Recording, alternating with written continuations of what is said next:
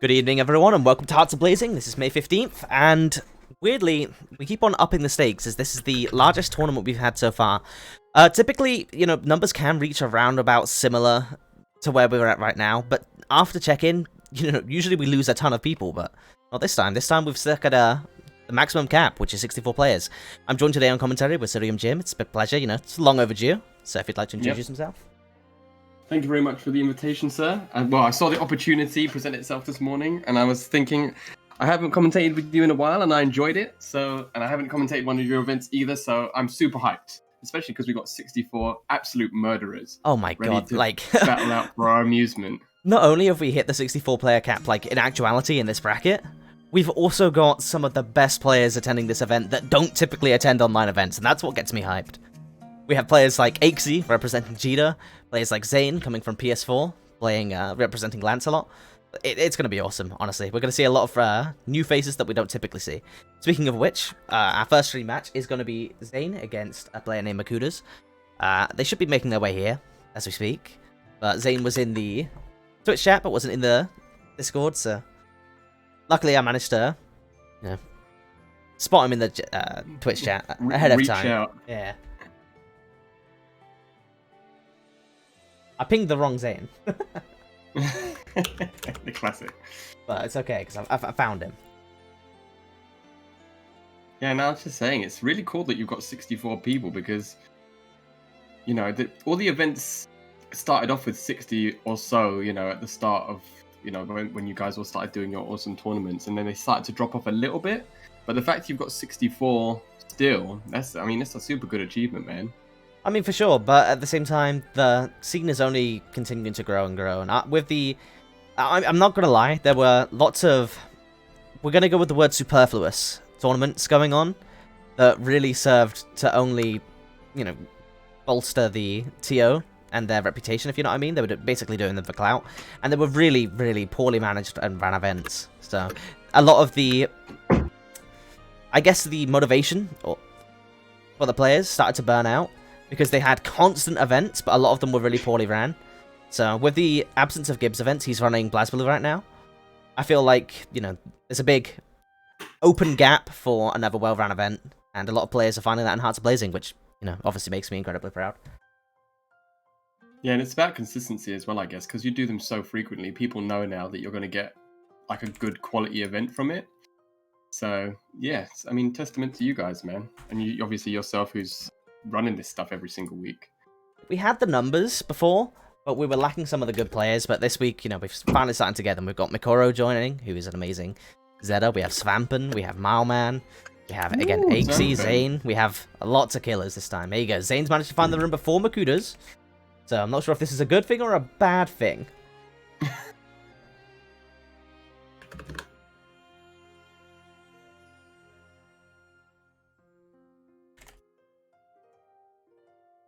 It's moved over to the left machine. What?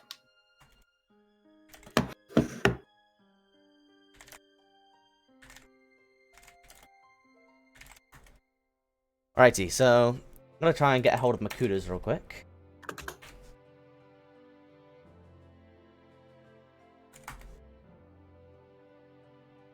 I believe Makudas was one of the... Oh, Zane's on the wrong cab. Oh. I queued up to play. Not today, not today.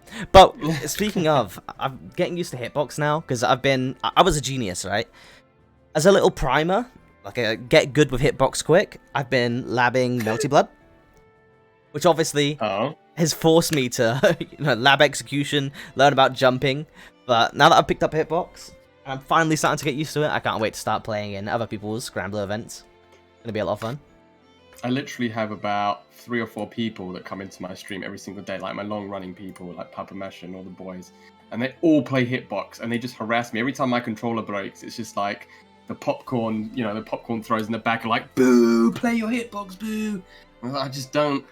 My tiny brain just can't figure out. My execution is flawless on the hitbox, but when you have to deal with a block button and all more than 4 buttons. I'm great at it on Tekken because you only have 4 buttons to deal with, but anything more than 4, my brain just shuts down. Honestly, I was kind of the same, because obviously being a pad player this entire time moving... The one thing that I was really struggling with were 6-button layout games, like Vampire Savior, Street Fighter, stuff like that. And when I moved over to the Hori Fight Commander, that was when I really realized that, man, it does make a difference to have these bigger layouts, but it also is something that takes a lot of getting used to. But at that point, I realized, screw it, you know, I've got time, I've got money, now's the time to invest in Hitbox, you know, now rather than later. And it's been a great adaptation. I mean, at the end of the day, I was being told constantly since I joined the FGC about a year ago to start playing with keyboard, and I always just brushed it off as if it was some kind of joke. But then when I ordered the Hitbox, I did some basic drills on keyboard, and I realized, I really shouldn't have been laughing about keyboard this entire time. If I'd been playing keyboard, I would have been so much better off going into Hitbox, and keyboard's actually pretty good. You just don't make execution errors unless you like put your fingers in the wrong place. You just don't make those mistakes. Yeah, it's on you as opposed to with pad, for example. You can mess up a half circle on pad, but when it comes to Hitbox, you know, it is just you. The only thing that I struggle with on it a little bit is TKs, because of obviously how SCD works. TKs can be a little bit rough. With aside to that, it's a dream, man. It really is. I can finally do rock loops on powered CL. It's like a whole new world just opens up to you. Just, hey, wait, I have execution now. Yeah, all of these combos that were locked up for me. It looks like Makuda's is not going to turn up though, sadly, if we're honest. So we'll wait until there's a round 2 match ready to be streamed, and then once that's the case, we'll go ahead and get that one started. You know, because there's no... Hey, Sweppy, thanks for the follow, man. Yeah, there's not much point in waiting around. This is obviously the weaker element of this format, but at the same time, it's like this with any format with the streams, right? So for those of you that don't know, we're trying out a new format this time where I mark the matches that are going to be streamed, you know, nice and early. And I only do 1 per round, but I can actively choose which one I'm doing because I'm not selecting them ahead of time. It'll be better in the long run. It's just obviously a little bit problematic when people don't turn up, but obviously as the tournament gets further into it, there's a less and less likely, less and less likelihood that someone's just gonna not turn up. The struggles of being an online TO. Yeah, I know. I mean, but it is one of those weird things where everyone's learning as they go along, because before, obviously there was online tournaments before the whole Corona situation, but you know, they were a little bit few and far between. But now we've got people like you and Moss and Gibbs and everybody else doing like week in, week out. You're being able to come up with these new methods that do streamline it, and they don't just make it better for you guys, but they also make it better for the viewer as well, I think, because you know, less mistakes means a more cohesive viewer experience. So yeah, it's just something that you guys have been perfecting over the last few weeks. All right, this is interesting. A couple players have apparently tried to play players that they weren't supposed to, which is, you know, definitely not ideal. But I'm going to announce what is round 2 now, because, wow, we're going to skip this one. Zane's going to get the win because Makuda's didn't turn up. But, you know, it happens sometimes, but we've got a very, very, very nice one coming up.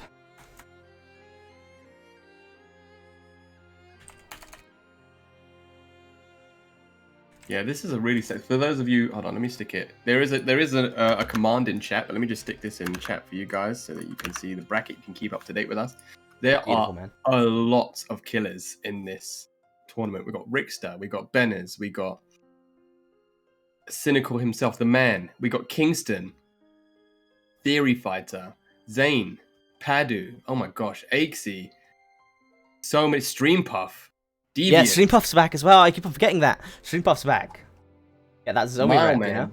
Dang. Imagine the first round being Mileman Trashy Slime. That's like winners quarters usually. This is the thing I love about these big, you know, these super stacked events, is that you see people and it's just like, we've got TheoryFighter versus Fittizen round 2. That is mad.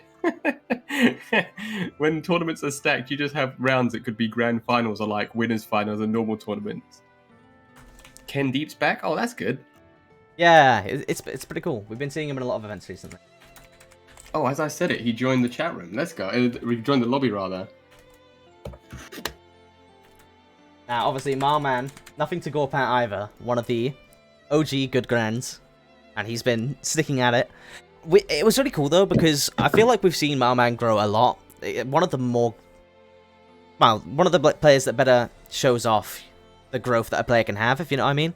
Because he started off as a C-rank Gran in the first tournament and just ran over absolutely everyone. And since then, he's become quite the staple, you know? You think of Marma, you think of Gran, right? You think of two people. You think of Rao as the cool, calm, collected Gran, and you think of Maoman as the paint-huffing Gran that everyone fears. But the Gran that DP'd first move of the game. We've got Kendeep bringing out his own Gran. Last time I checked, he was playing Zoe. Maybe he just didn't want to deal with Marma. I mean, how do you fight crazy just with more crazy? Yeah, exactly. How do you fight stupid with stupid, man? Yeah, I mean, the first thing they did was, there you go, that's a Marman special. Dragon Punch out of nowhere. Oh, safe jump. Oh no, didn't safe jump. Nice. A lot of anti-airs are coming out here. No, like, poor anti-airs, where you're anti-airing and autopiloting into the confirm, and obviously just booting off into the distance. A lot of awareness comes from both these players. Yeah, and you have to be tricky, because the thing with Marman is, as well is... Oh, he went for it. Yeah, to you jailing into SSBA? No, you can't. No matter what you do there, you end up being... Because obviously, you can't spot dodge or forward roll if you're in block stun. So, 2U at that distance jails into SSBA. Oh. So, on hit with 2U, you get 50%. On block, well, you're free. You're safe. Just chuck it out. Yeah, exactly. It's one of those, you know, Gran privileges. Getting the back throw, though, and now Kendeep's in trouble. In the corner, but Marman being very respectful here. Never mind. He was being respectful until he threw out the boot and then the random super jump forward. Oh, wow. What presence of mind by Kendeep is... He's taking complete control of this round so far. Nice. Gets a full confirm as well. That's it. 1-0. Dang. He just did two really, really, really clean confirms that I've never seen before. I mean, everyone knows Kendeep's a great player, right? But I've never seen his Gran before. And it's taking out Mileman, who is, in my opinion, one of the better EU Grans. Period. Do you think, though, that maybe with Marman at the moment, his reputation almost precedes him, where everybody knows that he's, you know, an extremely aggressive Gran player? Yeah, see, whilst I would agree, the thing is that he has this reputation for a reason, right? He's one of the players that actually did turn up to, you know, most of the events very consistently, and he placed very well in all of them, so... Even regardless of what happens, though, this is when it's round 2, and one killer's going to be sent into the loser's bracket, you know? Oh, random boot! He's going to be dead. Grand damage, boys. Right, that was only 60% of counter hit. Nah, it was only like 50%, bro. It was fine. And also, it wasn't even counter hit, it was just DX boot. Oh, yeah, just, you know, bouncing him off the wall just for 60%. You know, 40% corner carry for 50% damage. Why not, bro? Nice. Good anti-air, but again, not going for anything too fancy there. Making sure that he's keeping him in the corner. Yeah, it seems like Kendeep definitely has just pulled out this Gran and is being very simple with it, but Gran is simply very effective. He has a lot of ways to generate plus frames, a lot of ways to get his offense going, and has, well, we've seen it, the best damage in the game, arguably. Yeah, definitely. Nice. Nice corner carry. Nice meaty setup, but that is not the special you want to be cancelling into. And for EX boot, it was unsafe, gets punished. I think maybe, I don't know actually, I've stopped trying to rationalize some of the stuff my mind does. Maybe it was like a weird frame trap and then like... I mean, if he was a little bit further back and it wasn't punishable on block, what could have ended up happening is he could have been going for the DP situation, where you then DP after boot to take your time back. But, doesn't matter at the end of the day. Marman swinging it back just as quickly as Kendeep did. Evening it up, 1-1. Really good adaptation from Marman there, because he got a little bit run over that first game. Yeah, I feel like in the first one he was testing the waters with, you know, lots of safe pokes and stuff like that. But now he's really just letting the younger rip, and it's paying off. It's paying in dividends. Wow! Crosscut DP, and now he's dropping the D. I'm pretty sure these people are friends, so that helps you understand the situation. It isn't just pure BM, to my knowledge. Who knows? It could be. I'm all up for that. Getting back thrown into the corner again, though. Overhead into overhead. And not only that, the interesting part about that was that Kendeep blocked the first universal overhead, right? So he had advantage. I'm not sure if he was expecting a DP and was trying to bait that out, or what ended up happening, but regardless, Marman, match point. Marman's turned it up to 11 now. He's, oh wow, ran up to him, right up close to him, and then jumped over his head to bait out the throw grab. That was like a Metera move. 50% now. Kendeep's got a there you go. Oh, didn't use the EX fireball, so doesn't get a full confirm there. Maybe it was an input error? Oh, big throw. Maybe. I think like, it looked like it was just not a hit confirm, you know? He was just throwing out button into the pressure option, which is obviously the medium fireball, the light fireball. Whereas on hit, you want to be confirming into the X fireball. So, it was just a mistake confirm. Going for the pressure instead, you know? But he's still got a steep hill to climb here. He can do it. I mean, Gran's one of those characters. Oh yeah, for sure. I mean, one boot. That's all it takes. Oh, speaking of, not an optimal conversion, but should still kill. Yeah, this is definitely. And now we're at match point. I appreciate the simplicity. You know, you just want to do auto combo into SSBA. Nothing too fancy. You don't want to start doing, you know, the combo video combos when you're. I mean, you don't even need a combo video. You literally just need to do one hit, you know, one button into super. Because obviously the hit auto combos really heavily scale combos in this game. Super. So with other characters, it might be close, but not Gran. Gran supers do mad damage. Marman not falling for the mix-up of dash up to somebody, whiff a throw, and then they try and throw you in your face. He just responds with an attack. Also comes out the corner, dash up DP. Oh wow. Marman ends up putting himself at the corner though. The duality of man! Now he jumps out of the corner, but instantly whiffs a DP. Getting punished again. That 2M, man. That 2M's so broken. It's +1, and on counter hit, it confirms into itself. 2M combos for an easy hit confirm. So, it's honestly one of the best buttons in the game. I'm not gonna lie. But the thing is, even though you see Kendeep using it quite offensively now in the corner, he's not trying to assert that usual Gran corner. Because I think he's worried about getting Dragon Punch. That's the thing with Malman. Oh, wow. Wow, that was a random super. Is it going to end up getting punished? But regardless, he's put himself in the corner now. Not an ideal place to be, especially when you don't have super. See. Oh, wow. Oh, if he had super, that could have been a lot worse for Kendeep there. This is coming down to the wire. Yeah, one counter hit confirmed for either person. Yeah, but we have to remember that Marman with his back to the wall here is super dangerous because could have just taken one EX boot. To the end of the round, yeah. Doesn't have super, so. Oh, wow, what was that? Yeah, it was probably looking to be super or fireball.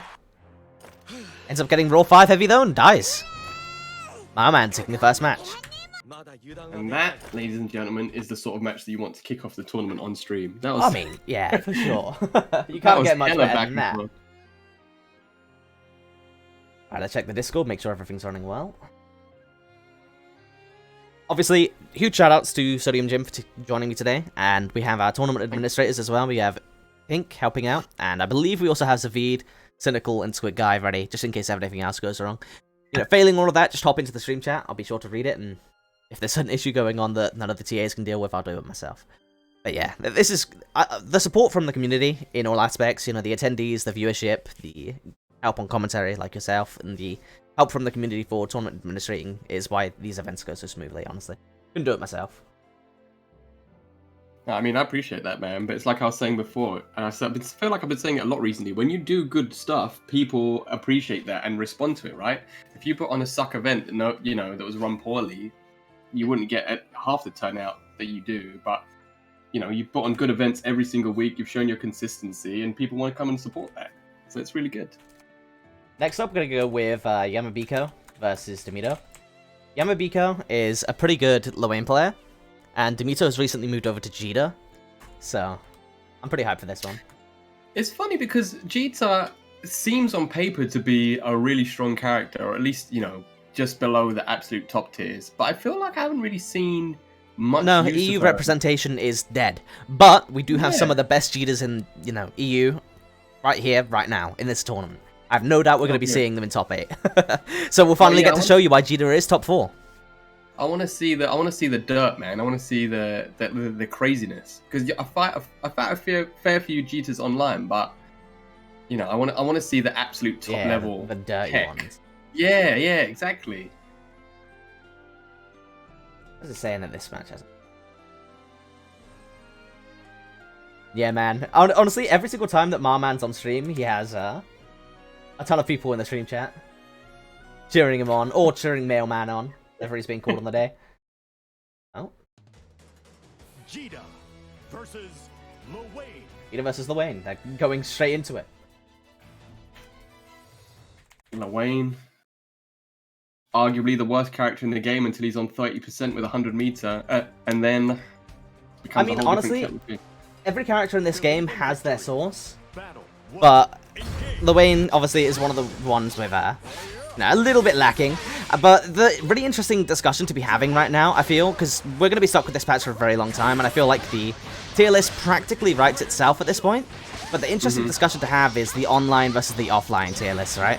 Characters like Lowain, I feel, are going to be going down pretty considerably when we go into offline environments. Because a lot of stuff like HBA becomes a lot less intimidating when you know how to deal with it and you can react to it offline.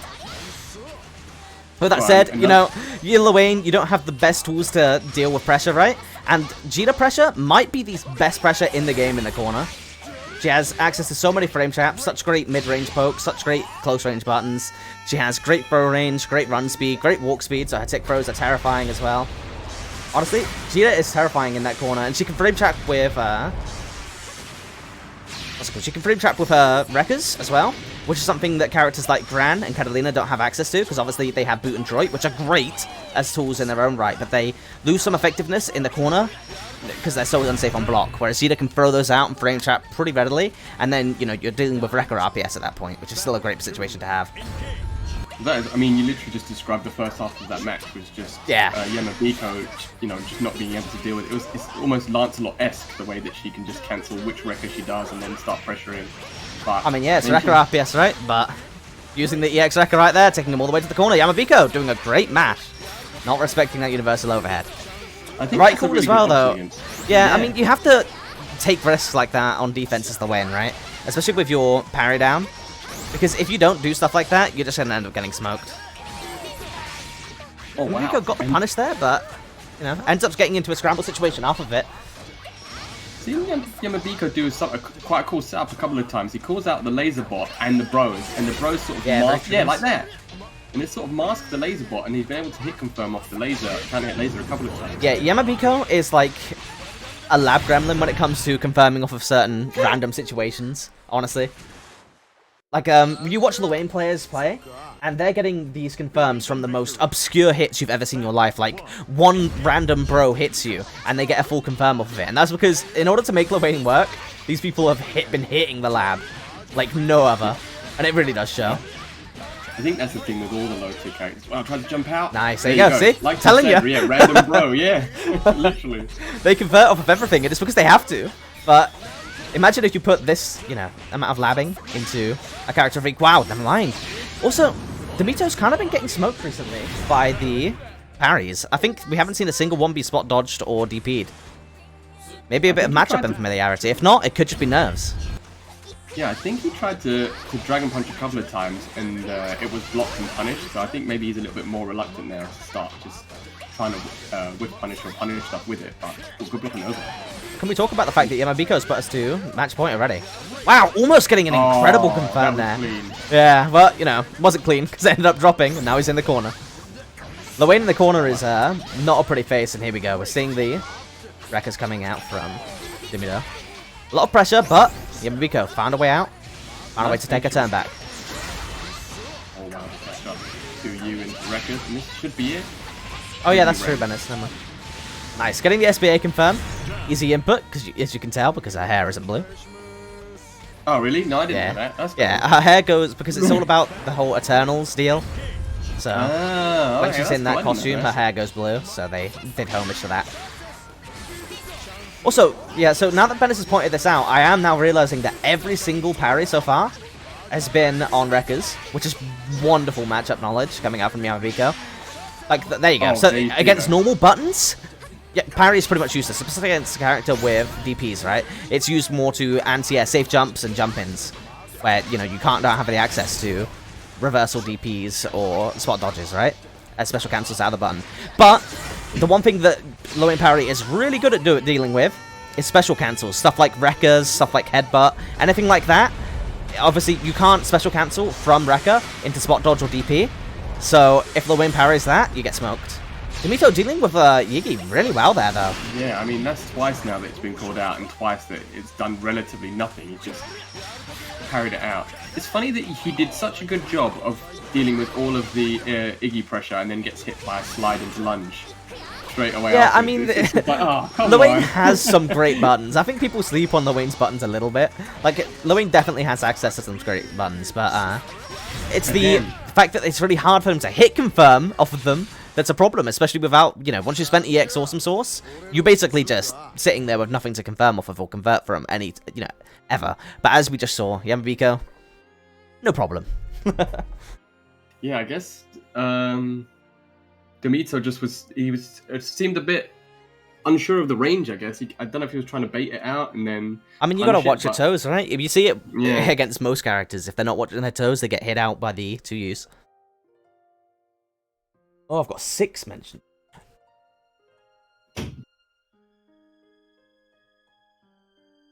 Another great match, though. And I did get to see a lot more Djeeta pressure than than I'm used to seeing. That was quite relentless, but it just ended up being like a patience game, wasn't it? Yeah, I can't wait to see Aixie. I'm not gonna lie.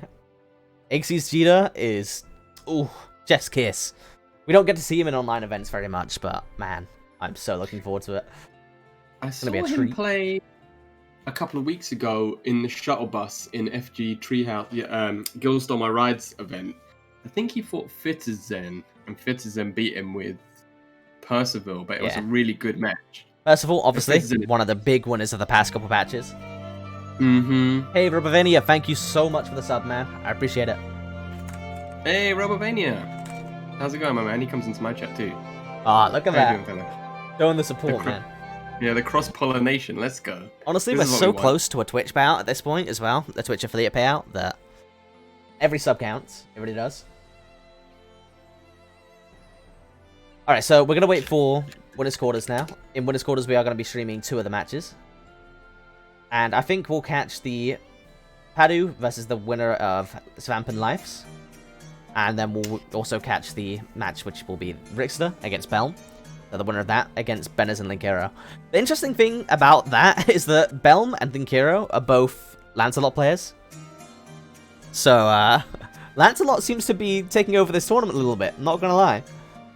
I think a lot of people not wrote him off, but definitely I mean, obviously he got nerfed a fair amount in 1.13, but I don't think that he's been taken completely off the board. None of his nerfs were really game breaking. You know, he got the sort of nerf that all the top tiers got in regards to their normal pressure. He definitely lost a lot of other stuff as well. Like Lancelot was easily the most hit of any of the characters in the patch, but you're coming from the top 1 or 2 spots in the game to the most nerfed in the patch, which means you're still pretty good. Yeah, exactly. But Lancelot representation as a whole hasn't been that great in EU, right? If you don't know, I'm running a tournament called Conquer of the Eternals. I keep on calling it Ancients. I think it's because of League and like Will of the Ancients. So whenever I say of the and then insert random old thing, I keep on going for Ancients instead of Eternals. But regardless, I'm running that event, which is going to be a 16-man invitational where I invite all of the European character representatives who are at the top of their game. But Lancelot, now that Devil Kuko can't make it because he's working, it's kind of hard, man. It really is. We have players like Kingston, obviously, but Kingston's going to be entering the event underneath the Soris banner, so... Oh, really? Oh, thank God. I want to see some good Sorits, too. I've been struggling, in my one-man rowboat. I mean, I was talking to C4 about it yesterday because he was playing a lot of Sorits, and we were just sitting there, if we were in a pub, we would have been crying into our beers, Nice. Svampen. Sorits is a character, we're saying Lowain is arguably bottom. I think Sorits is probably undeniably at the bottom. I mean, he's a really cool character, and they've done a super good job in terms of his aesthetics and his design, but... Actually, there you go, there's Frost in the chat as well. He's a wicked Sorits.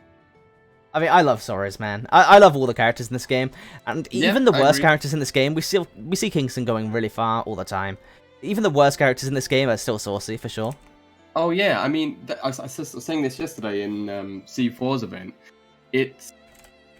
One of the beautiful things about this game is the fact that the space between the absolute top tier and the absolute bottom tier is quite short comparatively to other fighting games. I know the roster's not massive, but there's not... Every character in the right hands is viable. It's not like you're playing, like Marvel vs. Capcom 3 or something like that, where the tier list is, you can drive a bus between it. In this game, obviously the top tiers are easier to use and they've got their own advantages. But and this game is a two-touch game, right? Just a couple of mistakes can cost you a round. So even the worst characters in the game still have that going for them. If they can, isolate and expose one mistake that someone makes, that can literally just be the round over there and then. It's a huge deal. I love it though, honestly. It makes the matches so. But there's a lot of skill expression in this game, which is really weird because on the surface they've dumbed down the game, compared to other Arc System Work titles. But in reality, that just isn't the case. There's a lack of complexity, but the depth is still really there. And there's such skill expression between players. For example, we've got Svampen here, who plays Zeta. But watching him play Zeta is completely different from watching, let's say, Mick or Miri. Yeah. It makes for something really entertaining. To me, at least. Yeah, no, I agree with you 1000%, man. Yesterday we had Cynical, Paddu, and Viper all playing Metera, and it was 3 completely different... Oh, speaking of, here's Paddu. Yeah, 3 completely different style of Meteras, and they were all a joy to watch, but I'm not gonna lie, I am a Paddu fanboy. I love watching his Metera, man. I'm definitely a Paddu shield, but I'm also a Svampen, Miri, and Mick shield because I love Zeta. Always have, always will. So going into this is also 2 Swedish players playing against each other, so, Country kill.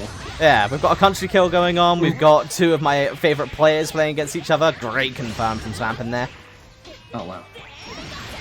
Ooh, nice DK arrow. Let's see if he gets a full conversion. Takes the knockdown, goes for the medium. Paddu's conversion rate with TK arrows is absolutely insane, man. He's like a robot. I mean, we talked about Yamabiko being a lab gremlin, right? And if she's a lab gremlin, Paddu is definitely a lab gremlin. He also tends to, he pulls out his Lowain. He's been playing on it in the ranked ladder on an alt account. And it's no joke, man. Watching him do certain confirms that I've literally never seen before in my life is very eye-opening. Especially when he very briefly picked up Zeta. And at least on paper, to try and show me some of the stuff that Zeta can do that I wasn't aware of. And my god. Watching Paddu lab anything is eye-opening to just, how bad you are and compared to him. Because he, I'm trying to learn this power TL combo, right? I asked him to try and learn it, and within 20 minutes he's done it. I watched him on stream doing it from start to finish. I'm like, alright. I've been grinding this for hours, but... Alright. Shut it down. Well, I mean, he's doing a really good job here with the life lead, but... Svampen fighting for his life as well, though. And fighting back, this should be dead.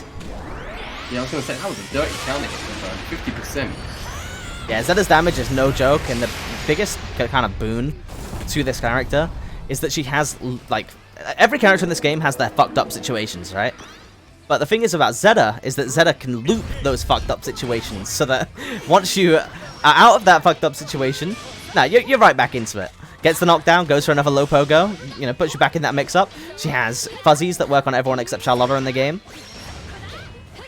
And all of her combos loop for 40-50% damage. It's nuts. Speaking of loops. Yeah, speaking of loops. It's funny because both of these characters almost have a similar nice, good low confirm, that should be dead.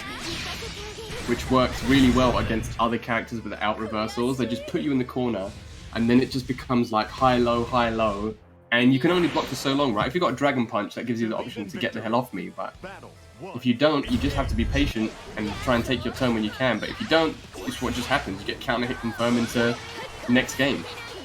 Paddu all the way up to Triple S now as well. Worth noting. You don't see Triple S very often, I think. We've had a few of them, like Rixta and Devil Kuko. But it's very rare that you see a Triple S. Obviously, there are plans with Hearts of Blazing to open a Master Rank bounty. So, just a crowdfunded pool for the first person to get Master Rank in EUPC will claim the winnings. So that's going to liven up things a little bit, but regardless, Paddu making it all the way to Triple S and showing why with this combo. And there we go, right there. In that situation where Zeta's got low pogo going on, you'll see that... there you go, nice forward roll as well. Paddu's awareness of low pogo is absolutely phenomenal. He's one of the only players that successfully fuzzy blocks against it. And that's because, again, we've watched him labbing it out. He's learned how to fuzzy guard against most low pogo timings. Obviously, the Zeta can still adjust and make it more of a guess. But assuming that they're just doing autopilot pressure and mix-up, your fuzzy block, you can remove a lot of that, a lot of the threat. Paddu showing that off. But now he's put in the corner by Svampen. Yeah, see, this is the other side of the coin, right? We've seen the Paddu Metera pressure, and now this is... No conversion! That's big! That could have been it. Oh, wow. You know, the ball is still definitely in Svampen's court, but you do not want to give Paddu a single inch. No, this is still, nice! Still loads of play. That was a wonderful use of stance there to beat out the Zeta from Paddu. It's one of those things with commentators curse. I was like, he's got to be careful though, he doesn't get hit as soon as I said that. A miracle conversion of the parry. Like, oh, never mind. Well, nope, next round. The conversion, oh, it's relatively standard. No hit confirm from that 5-heavy there. Unexpected. Svampen usually is really on point with these hit confirms. Yeah, he seems to have been dropping a couple of things this game so far, but inserting himself in the corner now. I mean, yeah, it doesn't matter if you have drops. If you get someone in the corner instead of... all it takes is one good confirm, like that. And there you go. Oh, again, missing the confirm. Could have been it. But getting the 2H, that's going to be it, yeah. Alright, Svampen evening it up. The Battle of the Swedes is getting bloody. Just blasted us straight out of the air. What a reaction to the unique hop. Alright, good backdash from Paddu there. Taking control of neutral a little bit, but... oh, never mind. Pulling out the stagger from Svampen for sure. I mean, this is an interesting matchup as well, because Zeta's one of the few characters in the game whose projectile just completely negates Metera's arrows. Yes and no, because EX arrow still smokes Zeta in those situations, but it is still worth mentioning. This matchup in general is really interesting because these characters are very similar. They both have anti-zoning tools, but in essence are just glass cannon offense characters who can basically play any position on the screen, but once they're under defense, they don't have the best defensive tools. Alright, these characters are very, very similar. I think that's it. Yeah, Paddu showing that it doesn't matter how comparable characters are, at the end of the day, there's still a player matchup going on. Yeah, I mean, that's one of the things you tend to see a lot at this super high level as well, as these players play quite frequently, so you might see things, you might see them do stuff in matchups against each other. You think, hang on a minute, why did he do that? But they're also playing the player as well as the character, so yeah, for sure. It's super cool seeing that. Nice. Wow, what a whip punish. Yeah, so basically in that situation, you know that Zeta's got very few options, and if he retreats, you can obviously dash forwards and go for punishes. Metera being one of the better characters at punishing the spears from Zeta, but the only issue is that she doesn't have the best ways to deal with Zeta if she goes in for a third spear inwards, if you know what I mean. So, it's still not the freest thing in the world. TK arrow. Never mind, this could... that's dead. Okay. Paddu confirms, boys. Yep. I mean, you said it. It was looking pretty close, but then Paddu made that one look like a wash. That's our first winner's quarters match done. That was a really weird match. It was the game that Paddu won. He was all over Svampen. Then the game Svampen won. He was all over Paddu, and then it just went back and forth so quickly, and then Paddu just completely took the momentum. All right, next up we're gonna have Rixta against Benners, which means both of them felled their Lancelot counterparts. And they got that Lancelot demon off their shoulders. Oh yeah. So. Yeah, well, sorry guys, for all of you that wanted to see a Lancelot in this game, in this next round. Benners, also one of my favourite players. I love his Vaseraga. Yeah, honestly. I mean, talking about players that are just an absolute treat to watch, we've had quite a few of them so far, but Benners is definitely up there. And it's like we were saying before about people that play Lowain, you know, you need to be that sort of, you need to have that immense game knowledge. You need to have those matchup knowledge, awareness of situations with your character. You have to. And you know, when you play a low tier character like Lowain, like Vaseraga, you have to. If you're this much of a character loyalist up to this point, you need to make sure that you've got all of those tools because you do not have a lot of favorable matchups. So. Yeah, I mean the matchup chart in this game isn't too extreme. This happens to be, you know, one of the more skewed ones, but at the same time, if there is a single Vaseraga player that I would put my money on to deal with Rixta, of all people, it would be Benners. Benners has a great awareness of this matchup, and we've seen it in the past. We've seen him very, very closely. Like, it's always... he's never beaten Rixta, to my knowledge, in tournament, but it's always been very close.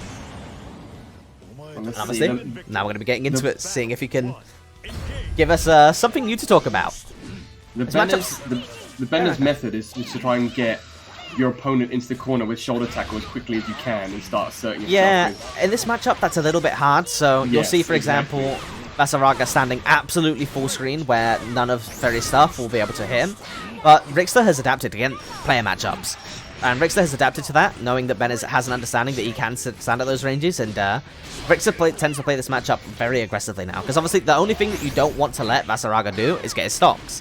And you outrange him on pretty much the entirety of the screen, so as long as you keep your offense going, it's very hard for Vaseraga to do anything. Yeah, exactly, especially if Ferry gets a knockdown, because Vaseraga is one of those characters that doesn't have a reversal. So, you know, even though he's this giant monster who wants to be close to you, if you get close to him and you start pressuring him and getting him in these mix-ups, there's not an awful lot he can do to get you off him. So maybe it is a bit smarter just to play close. And as we say that, nice dash up light, and that's the game. Yeah, I mean, Rixta, no, there you go, getting the drop, but doesn't matter. The Momo Ball American comes from reset. above. Yeah, well, we'll call it that. Again, if it kills, it's a reset. If it doesn't, it's a drop. But clearly, it was just a reset, boys. Oh, this is bad, though. Getting hit by the shoulder charge. Now Rixta's in that corner. This is where Being Benner's very resilient, though. Benner's spent that stance, didn't get much reward from it, and instantly you see Rixta turning on the gas, and it's resulted in Benner's now being in the corner. Getting hit by the second part of GG. Not getting the full confirm, but Rixta has him in the corner. Again, Vaseraga does not have great barre buttons, so there really isn't much you can do against a character like Ferry spamming that close heavy. And then you get hit by the low, because that's a 50-50, and now you're dead. Rixta showing just how dominant he can be with this Ferry. Well, Benner's was, just like you said, Benner's was looking for the instant overhead, I think, so he stood up, and then great presence of mind by Rixta just to whip him in the leg.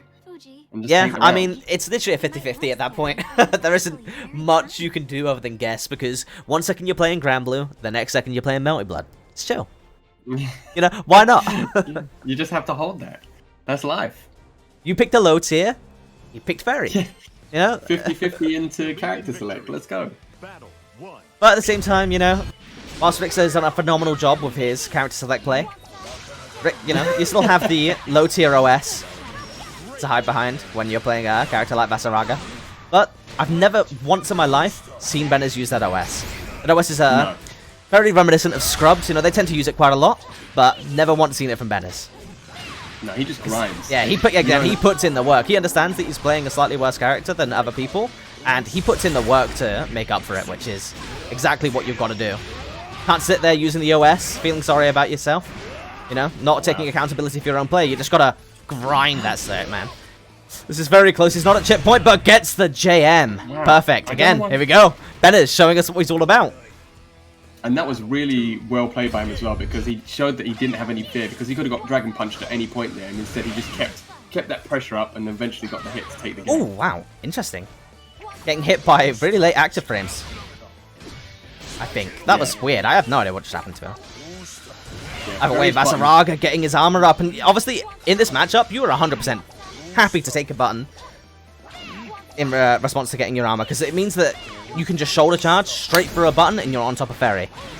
Wow, take her off the GG and into the throw confirm. This is gonna hurt. One more touch is gonna do it after this. There's no way this kills. Vaseraga's a big boy. But again, one more touch. But instead of going in for any risky mix-up situations, right, which could allow Bennett to get back into the game, Rixta was just sitting back at his mid-range. But with that said, he backed up a little bit too much, and now he's got his back all the way to the other corner. Nice. Plus frames on that shoulder charge, but jumps out of there, uses the 6U to escape. That was a good read by Benners, actually. I think he tried to air-to-air, but yeah, I mean, he did a normal jump, and Rixta did a super jump, and just super jump 6U over him. You've heard of Lancelot escaping the corner as if it's no one's business, but not the only character that can do it. No, by no means. Oh, wow. Block confirming into the lasso. Yeah, we've seen this episode before. Gets kind of hit by the universal overhead. That'll lead into Chuyu and loopable situations. Nice delay tech there. Meaning that Bennis does not have to eat that GG mix-up. Finding a gap. This is... yeah, he can go into the U there. But the forward roll. Brilliant awareness from Rixta to deal with that situation correctly. Very few players would have.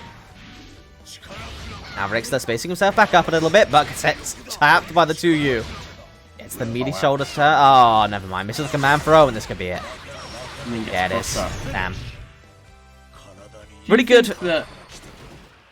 Carry on. Sorry, go on. No, I was going to say, do you think, as one thing I was saying yesterday to TheoryFighter, it makes me surprised when I see people getting crossed up in this game, because actually very kind. You have a block button that negates cross-ups. It means that you don't have to get hit by cross-ups. Yeah, it's not. It's easier said. It's one of those easier said than done situations, though. At the end of the day, like, obviously, you're not going to be looking for cross-ups in that specific situation, right? You're not even going to be looking to block. You were looking to deal with the Ferry in the air. It's just awkward at the end of the day.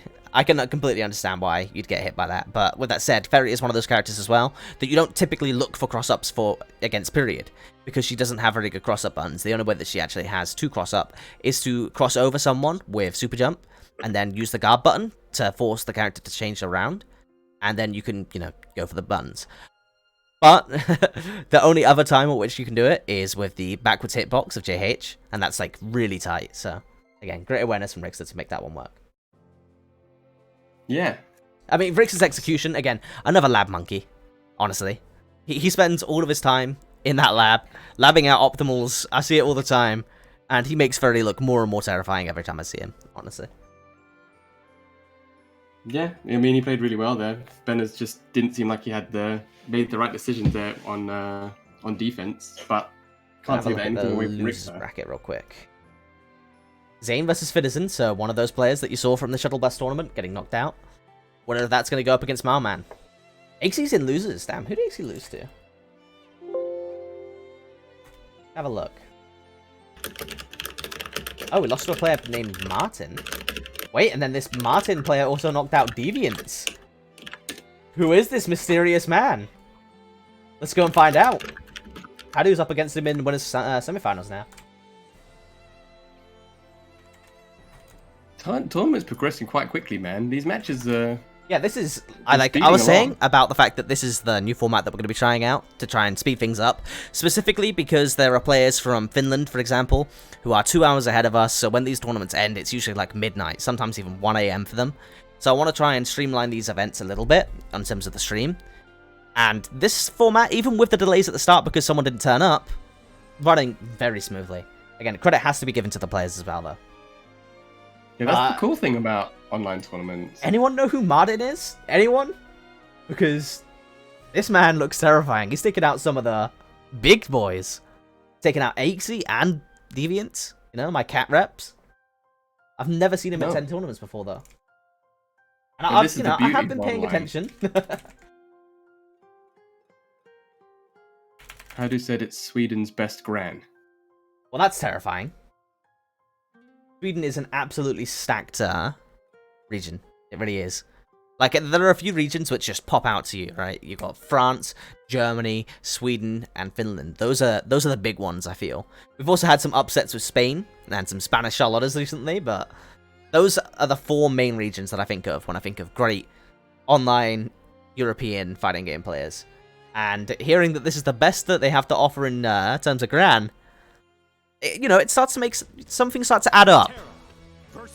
Let's see as well how he plays, because, you know, we've seen Marman, we've seen Kendeep, we've seen Rao, we've seen all these players, and they all play so differently. Let's see if he's going to be a calm, patient, clinical Gran, or if he's going to boots at the start of the round. From my experience, most of the Swedish players are a little bit more intentional, a little bit more calm. Calculated. Yeah, calm, calculated, and, you know, intentional kind of play styles. And we're seeing it right here. Very patient neutral. And beautiful confirm of the punish. Nice. Just okay, so we've got our confirmation. A nice, patient, intentional Gran. Oh, doesn't anti-air that Zephyr, though. Oh, wow! Sweet. Okay, so that's like some Guilty Gear Soul 2D shit, you know? Lowering your hurt box that much so that you can get an anti-air in situations like that. That's some brilliant awareness. You don't see that very often for Gran. But, you know, it is a realistic tool that you can use to anti-air. Which is ridiculous as well, because he has the best 2H in the game. As if he needed anything else, you know? No, exactly. If all the top tier tools that you needed. I don't want a big... yeah, it really is. And Gran is always blue. Even post-patch, you know? You know, we're removing most of the characters plus frames. Nah, not Gran. Beautiful conversion, though. Getting the loops, ending the round. Martin, patient, but... Paddu's great at playing that patient game as well. And so far... Yeah, that's the mark of an absolute top-level player, isn't it? It's just like when they get their chance, they take it. Paddu is also phenomenal at adapting to opponents' tendencies. Obviously, it's a character like Metera, you have to adapt fast. Because let's say this Gran was being super aggressive, going for rando boots. That could easily put a dent of 50% in Metera's health pool. And obviously, when it comes to pressure, she doesn't have the best tools for abares or meterless reversals either. So, seeing him adjust really well, though, right now. Wow, getting the Zephyr again. Martin, you need to start anti-airing those or DPing them at the very least. It looks like he's trying to do a low button to try and anti-air it, trying to catch it out of the air so maybe he can... Yeah, but if at the end of the day, if you're reacting, use DP. As long as you react, you have what, you know, all of your DPs are immune in situations like that. So all you gotta do, throw out that DP. Even if you did it within 1 frame, you're fine. But using TK arrow to call out that throw there. Beautiful. Yeah, maybe he does. Maybe Martin does need to channel some Mileman here. Yeah. Maybe he's being a bit too patient and getting blown up. I feel that. I feel that. I'd love to see some Mileman right about now. Yeah, just turn it up a He's little right, bit. this range right here, EX boot. Right, that EX boot. Make him respect that, you know? And yeah, we really haven't... I don't think we've seen, like, a single DP. If no, it's been 1 or 2. No, we haven't seen a single one. Oh, nice. Gets a conversion. The safe Into jump. the safe jump. Wow, never mind. Went for an interesting one there, but getting hit by the TK arrow. Now you're going to get carried all the way to the other side of the screen. Gets hit by the overhead. Again, matchup inexperience against Metera is a real thing. But early tech coming out from Paddu there. You're really on the edge of your life right here. Nice. Not getting DP'd there. Testing the waters. Oh, wow. Completely blew through the Grand Fireball there. Oh, no. This is not looking great for the Gran. But gets the jump in JH. Let's go. Yeah, Martin putting himself on the board. I mean, it's great to see that as well. I genuinely, like, right there, we saw Paddu being respectful, the plus frames on boot. They're finally going for the DPs. I don't even care if they get blocked. Just go for them, you know? You gotta make Paddu fear them. You really do. And rando boots. You've really gotta make Paddu fear them. Because at the moment, he's sitting at those ranges where he'll get hit straight into the wall by boot. And he's just comfortable. Nice. We're seeing the aggression getting turned up by Martin here. But the second a gap opens... Like, whoa, whoa, whoa! Anti-air boots, let's go. M-boot to anti-air, let's go. We're seeing he's going a lot more aggro now. This is exactly what we needed to see. Because that's the thing as well, with a lot of Gran's offense, it's quite difficult to punish, even if it is something that is more punishable, like a Dragon Punch, so you're at much less risk of doing stuff. Ooh. Apart from if you run into an arrow. Yeah, he's having real issues with getting in, and isn't electing to go for forward rolls, which might be smart, because, you know, at the end of the day, Paddu is always looking for those forward rolls, but what you've got to do is you've got to bait Paddu into, you know, doing deep, you know, forward roll safe routes with Metera up arrow and stuff like that, and then just go for boot. Because if they go for boot and, you know, the Metera goes for up arrow, you just smoke her. So that's what we really need to see right now, is more forward rolls, just to condition Paddu to start going for forward roll safe options in neutral. Nice, no conversion, and loses his Oki because of the far H whiff. And that was a nice challenge on Wake Up from Paddu, just to... Yeah, again, he saw him losing his Oki with that far heavy, and you can't give Paddu an inch, honestly. Now you're in the corner. We're going to see a Dragon Punch get out of the pressure. Oh, no! So, in places where he should be doing DP, he's doing, like, a Bari boot. It's really interesting. Could have killed there. Not getting the confirm, and now you have to play neutral against Paddu. This is not ideal. Gets the counter hit confirm, no dead.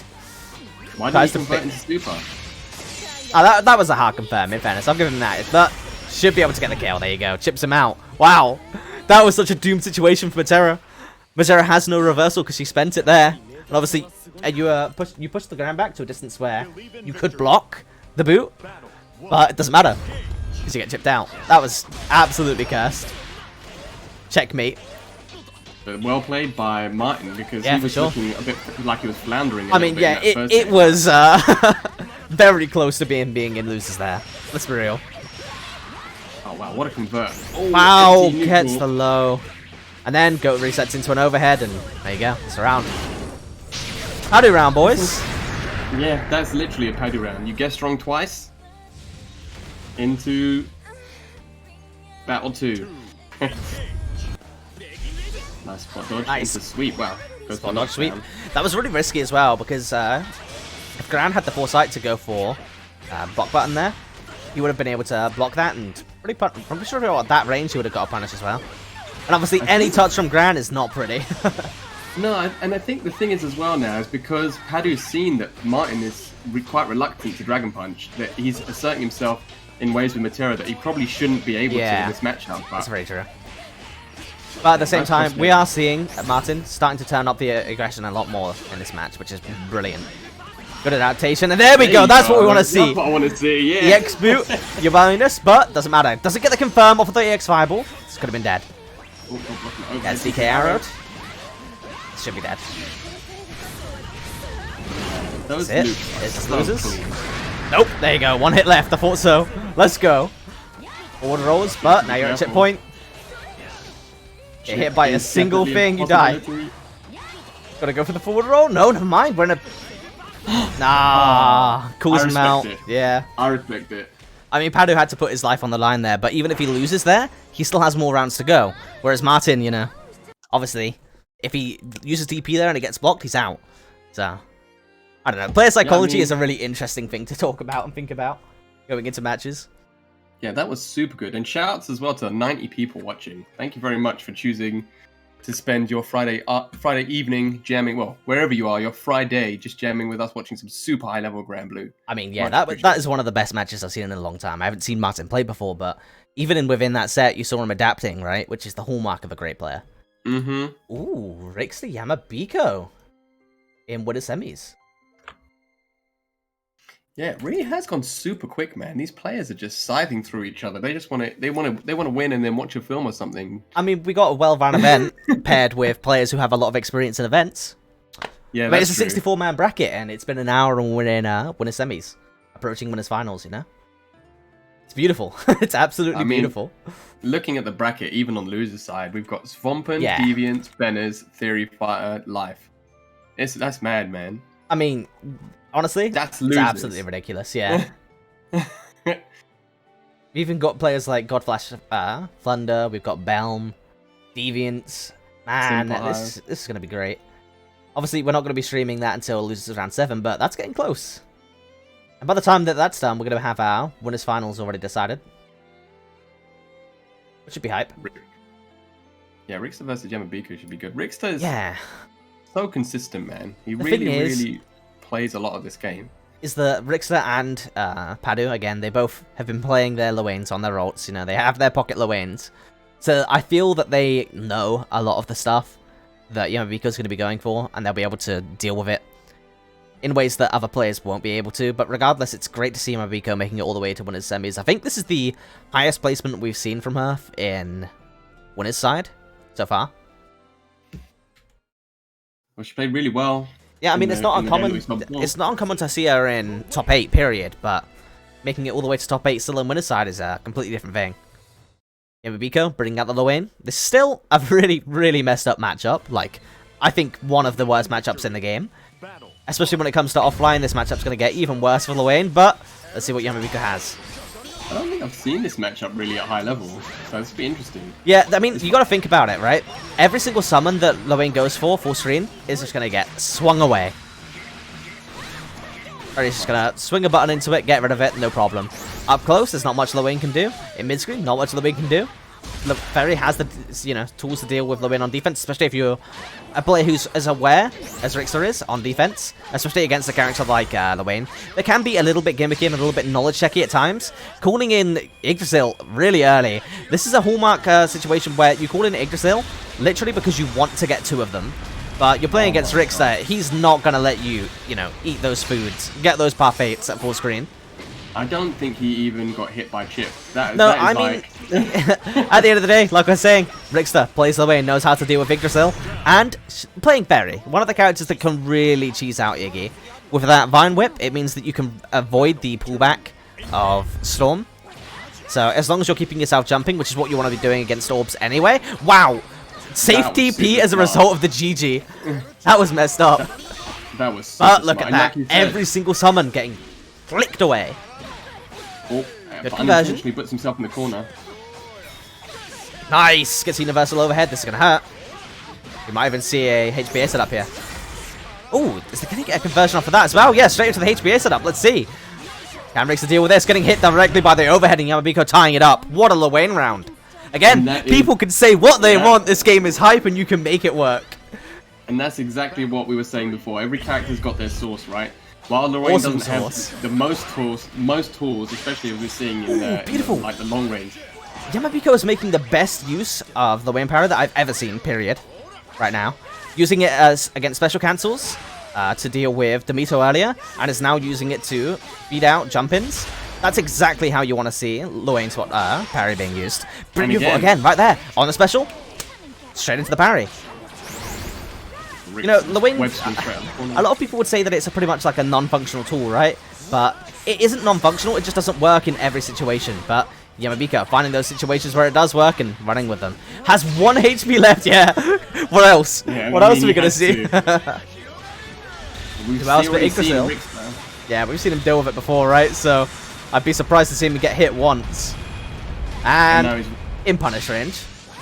That Goodbye. is insane, man. I'm playing Ferry, man. I'm tired of dealing with Lowain. I mean, true, but... Oh, I have... The scoreboard's wrong. My bad. Rixta. But Rixta taking the win there.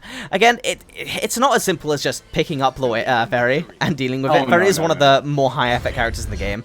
But learning how to deal with Lowain is you know, a whole thing on its own, even without thinking about anything else. Wow, Rixta getting his feet caught out there. Yeah, like you said, it's a knowledge check. 2U wars. Yeah, there's a lot of knowledge checks that Lowain enforces onto you, but you know, characters like that aren't necessarily the best, because once you have got them figured out, it'd be hard to get stuff going. Alright, there, you see? Beautiful. Yeah. And Rixta, just with the like immense patience, he deals with the pressure for as long as he needs to deal with it, and then just super jumps straight out of the corner. And puts Nice. Yamabiko on the defense now. Using GG for those tick throws, but mistimes his throw. You know, as you wake up, you get 8 frames of throw and Von.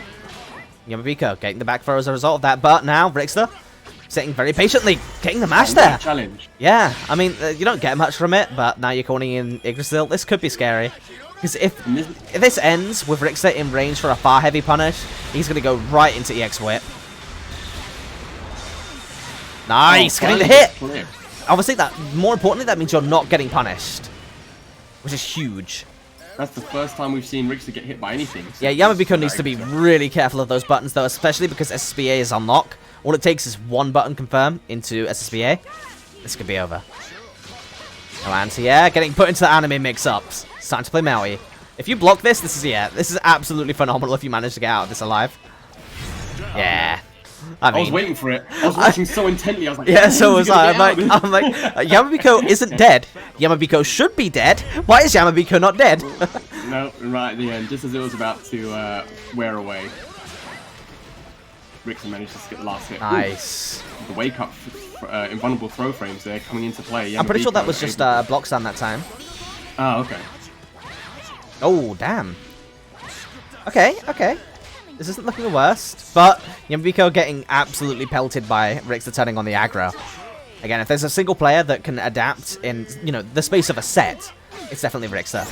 You can see him take on a completely different guise to how he starts off the rounds. But getting hit by the goon. No Lowain confirmed, but this is still not ideal. Using the 2U though, taking Lowain's feet out from underneath him. Yeah, goes straight into Iggy though. Who else? Are we going to see the Spider-Man style dodging though? Ooh, throws GG at her. BMGG just to get a little bit of extra damage. Yeah, okay, oh, wow. There we go. Electing to use... This isn't good. Yeah, you're dead. Well, not dead, but... In a messed up mix-up situation. Wow! what great use of parry! Parrying the GG. But doesn't matter, getting 2H'd. That's the first time I've ever seen a Lowain hesitant to use a special move. You actually saw him put on Iggy and then just sit there and not throw anything out because the situation he didn't know. Is understandable though, right? Because we've seen that Rixta knows how to deal with it, but in that situation, you want to hold off and find a situation to use rocks to push Rixta away from the range that he can punish. So that's why you were seeing Yamabiko, you know, reluctant to just throw something out there. Because if she throws that Storm, Rixta's already in the air, he can just elect Divine Whip. So she's waiting for him to get into a situation where he's going to naturally fall into rocks, and then the only thing he can do is block and get pushed away. But obviously, Rixta having the foresight as well, staying in that range to get that punish, and ends up taking the win. Yeah. Great performance from Yamabiko, though. Again, the furthest we've seen her go in winner's side. Obviously, doesn't mean she's out of the tournament, though. We've still got loser's side, which is looking pretty stacked. As a result, though, we do know our winners finals. Our winners finals is going to be classic Rixta against Paddu. Who else? Who else? Yeah, I mean, the loser's side, though, it is looking like shark-infested waters down here, man. Oh, yeah, for sure. Just looking at who's left. We've got Svampen, Deviant, Semperhive, Benners, TheoryFighter, and Martin. So Yamabiko just falling straight into those shark-infested waters, but... So, interestingly enough, we've got TryKeazer against Godflash Thunder. These are two players that play on the ladder very actively. I get to see them playing, because I sit in, you know, voice chat, watching people play pretty consistently at high level, you know, SSSS, just because it's fun, and it opens up a lot of good discussion points. And these are names that I am not unfamiliar with. But we don't see them in events that much. I believe we've seen Godflash Thunder starting to turn up recently. Is that the same Thunder who plays Charlotta? I believe this is actually a Narmaya player. I could be wrong. Oh, cool. I believe there are two high-ranked Thunders. Yeah, Narmaya, another one of those characters that received a lot of nice buffs in the last patch, but widely considered to be one of the lower tier characters in the game for some reason, even though she does have loads of tools. I think it's probably because, like Ferry, even though Ferry is, you know, considerably stronger in terms of character, maybe she's a bit more difficult to use with the stances and stuff, so maybe that's why she's considered to be a little bit lower tier, but... I mean, the issues with Narmaya really are that the character is a little bit high effort, and she has certain ranges where she isn't as oppressive as the other Shota-type characters in the game. But with that said, she's kind of like a mix of... It's a bit of a weird comparison, but she's kind of like a mix of Charlotta and I'd say like maybe Katalina, in that she has some pretty good range pokes. She has some pretty good... I don't know if Katalina is that... it's more like Djeeta, I guess. She has some good mid-range pokes that can be special cancelled relatively well. She has a lot of safe setups on Oki, a lot of ways to generate plus frames, but she's like Charlotta in that she has a really, really great run speed, a really great run startup, really good walk speed, good throw range, good jump arcs, good jump ins, so she has that going for her. So she's basically like, weirdly, a really aggressive Shoto. Kind of like Gran, etc., but she's missing some tools, like a reliable fireball for full screen, stuff like that, and something like Boot, for example. She has her command dash into... I don't know what you call it, sword strikes, whatever you want to call it, which can be very fast, and you can even use it to do cheesy stuff like side switches. But that isn't necessarily the hallmarks of a character that has a very well-rounded kit, is that they sometimes end up relying on gimmicks like steering, B stances 214 to gain plus frames and to catch people on knowledge checks, stuff like that.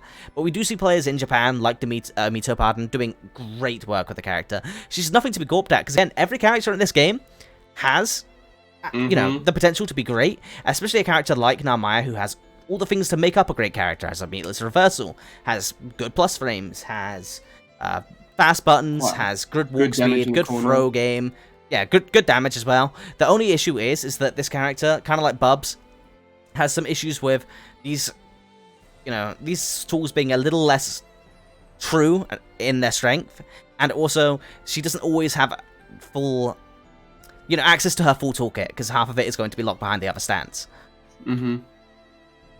It's just basically she's a great character with some caveats, which is not the case for the other great characters in the game, like Gran and Percival, where you're really making no compromises. No, I mean, even Percival, you have the tokens, right? But you still have access to all they're just... Oh yeah, and you're a fully functional character without. yeah, exactly. They just make his great tools even better. So. Yeah, for sure. I mean, it didn't used to be the case. He used to rely on them quite heavily and had very unreliable tools for certain situations, like his 2H, etc. But as they buffed that up, and as they pulled down the other top tiers, man, Percival is shining. He really is. Name a character more scary than Percival at mid-range doing fireball cancels.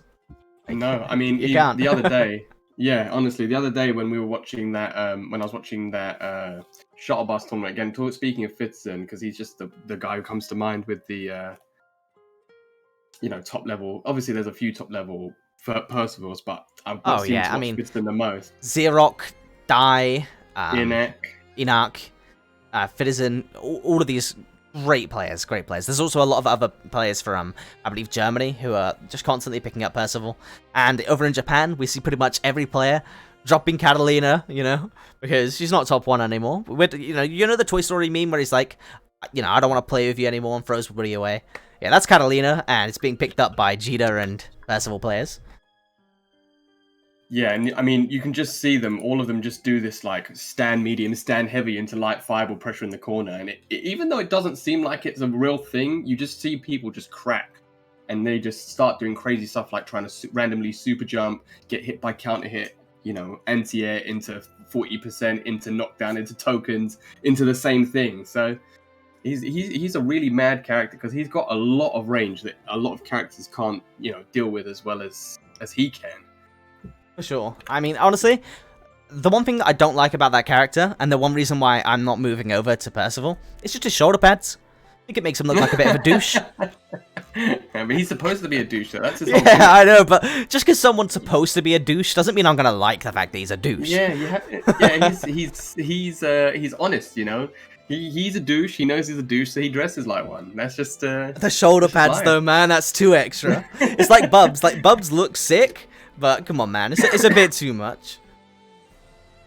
They're going for that Crest, I feel like this is stalling. Because it is stalling. We're waiting for the next player to come on stream. You know, we've got to keep the conversation going, flowing.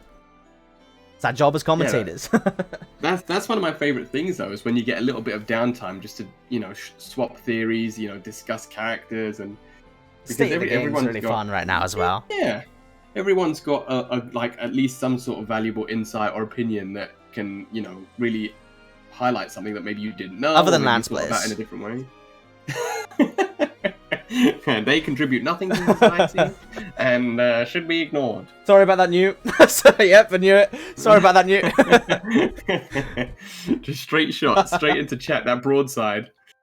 Yeah, I mean, this is just a really good game. Like you said, we're going to have to deal with this patch for a little while in it, for the foreseeable, because of, you know, the current global situation. But that's not necessarily a bad thing, because now we can just let it marinate a little bit, you know, see where the tech's going to come in, see where the people are going to, you know, where they're going to take the characters, where they're going to take the matchups. Yeah, I mean, this game has so much room for, and the one thing that really showed me that this game still has so much further that we can push this game and the characters is Paddu showing me Zeta stuff. I believe in that 30-minute session, Paddu showed me more stuff that Zeta players at large didn't know than I've seen the past 2 months on Twitter. So there's definitely characters that have not been fully explored yet. And it's up to Lab Demons to show us, you know? It's only a matter of time. And that's the thing as well, is that when we see characters, and the more that we see this game being played, you're going to start, and when you see the tech start getting unleashed, that's when you're going to start seeing people maybe being a bit more counter-picky, or maybe picking characters for certain matchups because there's a specific piece of tech that, you know, X beats Y in this situation, you know, that wouldn't usually work in that sort of circumstance. So, you know, there's a massive, you know, gold mine of tech and knowledge that it's just ready to get to be mined and be unleashed. You in the chat calling for the first of 10 after I insulted his boy. Yeah, fair enough. How you doing, Zaya? Nice to see you, man. And I've just got to call to attention real quick that Zane versus the fake Zane that I pinged at the start has resulted in the fake Zane winning, knocking Zane out of the tournament. A lot of people in the UK FGC and Paddu, etc., they've been picking him up. They've been saying they were pretty scared of Zane coming into this event. But, you know, getting knocked out by the fake Zane, who we still don't know who plays. I've never seen the fake Zane play before. Well, if he wins, is he the fake Zane still? That's true, actually. Good point. In the battle of the names, it's like Highlander. There can be only one, you know? I mean, just taking a moment to shout out everyone in the chat, because we've got 94 people viewing right now. And at the moment, they're just viewing a challenge bracket. So, you know, that's pretty high. Dulcet tones, man. This has become an ASMR stream, you know? This listening to our super educated genius takes on the game. And just definitely learning, you know? Entirely informed takes. No bad takes here. Couldn't be me. Definitely no shots fired at specific character selection. That's not us. That's not how we roll. We wouldn't do that. No, but definitely not. On the real, though, for a second, have you managed to get that PCB swapped out? Hey Trev, thank you for the Prime sub, man. It's really appreciated. And nah, it's up to me for my emotes. I've got Zeta here, boys. Come on. Look at this. Look at these emotes. How can you not want these? And you're still working on it, damn. Oh, you just reminded me, Crescent. I'm just gonna go quickly grab a drink. I'll be 1 second. Yeah, no worries. Perfect time to do it, to be honest. You're all alone with me now, chat. I might as well just take this as an opportunity to play the trailer again, you know? Reintroduce Conqueror of the Ancients and something that we got coming up.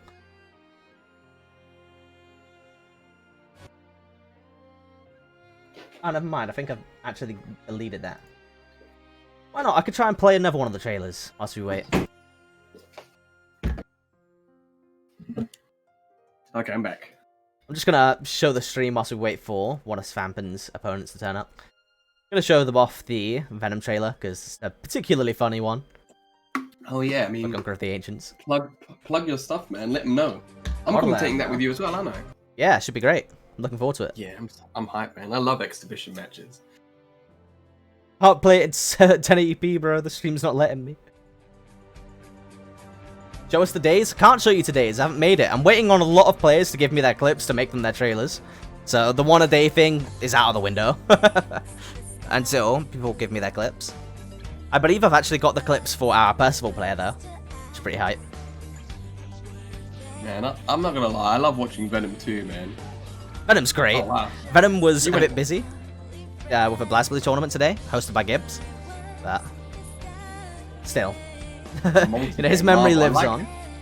I like how you went all the way back and got Darkstalker stuff, man. Yeah, man, VSAP's sick. There's so long you can do that. I love Jedi. He's such a sick character. Nah, that's kind of a thing that Venom can do. Like Hiari doesn't play Percival anymore, boys.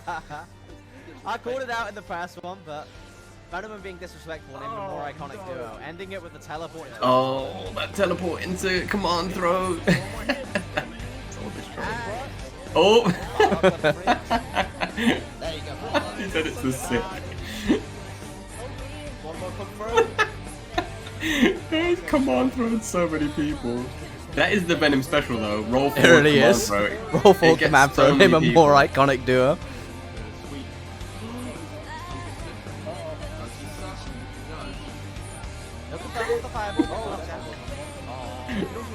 So many people. Wow. Getting sucked into the black hole. Paddu. Rixta. No one's safe. No one is safe. Deviants. Man, I hadn't seen Deviants play until yesterday. And he is really good, man. He's got really He's my mentor, man. He's the best IMO, he's the best Katalina left in EU.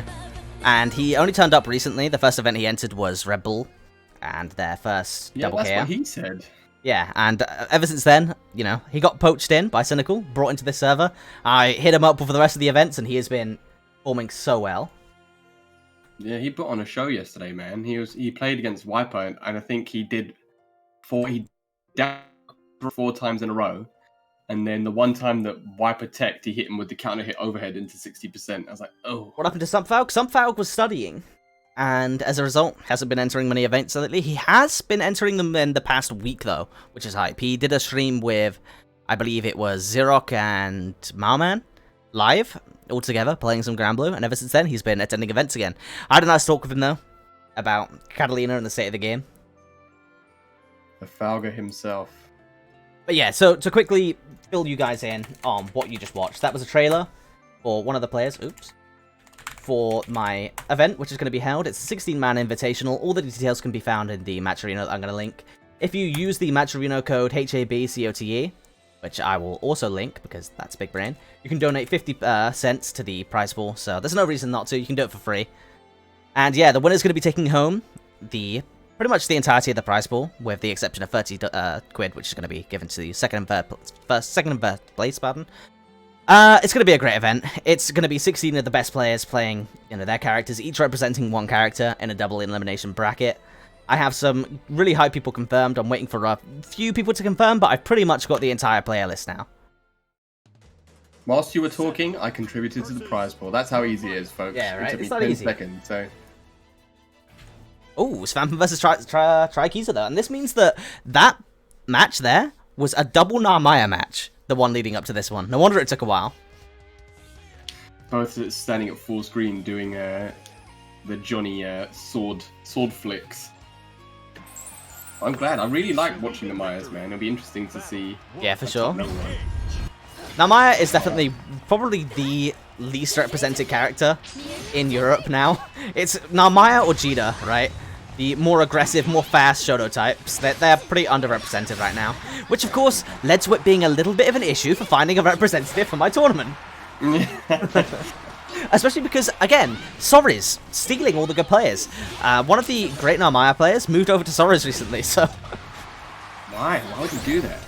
I don't know, man. Apparently people like Sorry's or something. I don't know. Anyone in the commentary desk like Sorry's by any chance? Yeah, I mean, I love Sorry's. That's what I'm playing at the moment, but I don't know why you'd go from any character to him. Unless you really want to make it... It's like Goku with weighted clothing, you know? Running use of the command dash there. But yeah, as for Benner's saying that you never see Percy, the thing is that we don't see many scrubby Percys, but man, there's a list that I can count. You know, I can't even count on my hands for all of the great Percival players in Europe. It's just they don't attend online events that much, honestly. Yeah, I think it is a timing thing, because there are so many events at the moment as well. Oh wow, what a punish. Yeah, I mean, a lot of the greats though, like Xerox, Dai, etc. Hyari again, now moving over to Zoe instead, but they don't like to attend online events, which is understandable. Oh, they don't see them all that money. Yeah, I mean, there are some great representatives of Zoe already, but we haven't seen them on stream so far. Oh wow, getting a little bit of a lag going on. The situation. Yeah, I mean, Svampen being incredibly patient there, just poking away with far M. The recovery is really good on that button. And obviously, pretty much every single time he's doing that, it's RPS into, is he going to special cancel? Oh, wow. And, you know, then with the Narmaya having the option to react in kind with DP, or is he not going to do that? Narmaya actually has a really hard time punishing Spear from Zeta, because of the nature of her Farlight and her Close Light being combined. So, you know, she has a 5-frame Farlight, which is good, but the range on it, similar to Lancelot's, isn't the best compared to other Farlights in the game. For example, Zeta, who has a really great one, but Svampen making that last round look like an absolute wash. Yeah, TryKeazer going for a couple of throw techs there and ended up getting counter hit, universal overhead into big damage. I mean, universal overhead counter hit with any characters like 50%, but with Zeta, you're not just taking that 50%, you're then taking a low poker setup afterwards. It's rough. But with that said, if you're in the B stance, this is a great example, right? If you're in that B stance with Narmaya, you can actually smoke low pogo with the DP in B stance, because of the fact that it beats safe jumps. But again, you can be locked out of those tools situationally. And even if you know about those tools, you have to have the awareness to be able to use them in the right situation, right? And yeah, Svampen is really, really aggressive today. Not letting TryKeazer breathe a single amount. But right now we're seeing he isn't running in, doing like setups that risk losing to DP. He's just staying right at this mid-range distance because there is not much Narmaya can do. Zeta's buttons are so fast and they have such great recovery that it's hard to whip punish them. He's doing an immaculate job of spacing. And what a brilliant confirm. 2L far L super. Yeah, I mean, Svampen just put on a masterclass of spacing there. Just completely put himself at a range where TryKeazer just couldn't even press a button. And when he did, he got counter hit, but TryKeazer so many signs of life. Nice. Ooh, nice dash up throw. Narmaya finally getting the offense going, but it was short-lived. Svampen has lost half of his life in the process, though. I feel like Keazer is spending a lot of time in A stance, but honestly, there we go. Finally, getting some use out of it, I was going to say. Hasn't been getting great use out of the tools. Let's see, does it get the confirm now? That confirm is hard. Like, it's a little bit unstable for Zeta, but once you get that down, that's what I mean. There's so much room for Zeta to be expanded and improved upon and optimized. Nice, going for the knockdown there. Now you're in a messed up situation. Goes for the empty jump low. But confirmed Farrell straight into super. And that's going to be it. Svampen knocking out TryKeazer. What a confirm. One button confirming off of a light. Yeah, I mean, it was a punish. He did that twice. He did it once in the first game and then once then. He was just completely ready for the EX sword slice. Just kicked her right in the chin and he cancelled it straight into super for the game. And TryKeazer just really struggled there to get any offense started. Svampen just doing an amazing job of just shutting any attempt down. Where is it? Where's my tab? Oh, it's hiding behind this one now. Alright, so next up we're going to have Benners against TheoryFighter. What a classic. It's funny because TheoryFighter was actually talking about this exact matchup yesterday. He said he plays it a lot and he doesn't like it. So it'll be interesting to see how he deals with it today. TheoryFighter playing Ladiva, another character which we don't see massive amounts of representation. Oh no! Oh no! No! No! No! No! That is just untrue. Did you not catch Hearts of Blazing in I believe it was April? There was an event where I believe we had 7. It was 7 or 8 separate Ladiva representatives on stream alone. Ladiva is definitely a very well represented character. But I don't know, because even nowadays we've got Mrs. Nabs who was playing yesterday, who put on a show at Ladiva's show. We got TheoryFighter. I mean, I just personally haven't seen many in recent times. She's still a strong character. She's been a bit nerfed recently, but yeah, but not that much if we're honest. She's still very functional, and I feel like Ladiva is going to rise in offline more than any other character in the game because a lot of the offline, online mixes that people are going to be able to react to more reliably offline. Ladiva doesn't care about that. She's still got, just SPD. She's putting it into real mix-ups. It's nothing to do with your reaction time. Doesn't matter. You're guessing. But Benners against TheoryFighter. Gonna be a beautiful match. Honestly, these usually turn into the biggest slogfests. Just matchups of the big boys against each other. Both of them having access to command throws as well. It's always hype. I was just about to say that. EX command throw. Definitely going to be a good tool. Yeah, that's true, Rixta. A lot of Ladiva players ended up dropping or not playing a little bit less and a little bit less. Gil especially, he took a bit of a break dealing with some personal stuff, but he's back now. Hopefully we should be seeing Ladiva attendance back up. You're blocking the cross up there. Yeah, but Brenner's still getting this pressure going nice and early. And obviously, when you're standing at, Vaseraga's range, it's very hard for Ladiva to do much. But then a single step can turn that range from Vaseraga's range into Ladiva's range, and there you go. Beautiful grappler jump straight into that sequence. Now, oh wow, nice, gets the punish. That's one of the unfortunate things of any matchup with Ladiva is you try and confirm into that clothesline. It's like trying to do it from a block confirm. If they're ducking, it's just going to go over their head. So the X command throw, using that for the extra range, catching TheoryFighter off guard. Yeah, I mean, you're seeing him there whipping, trying to catch something.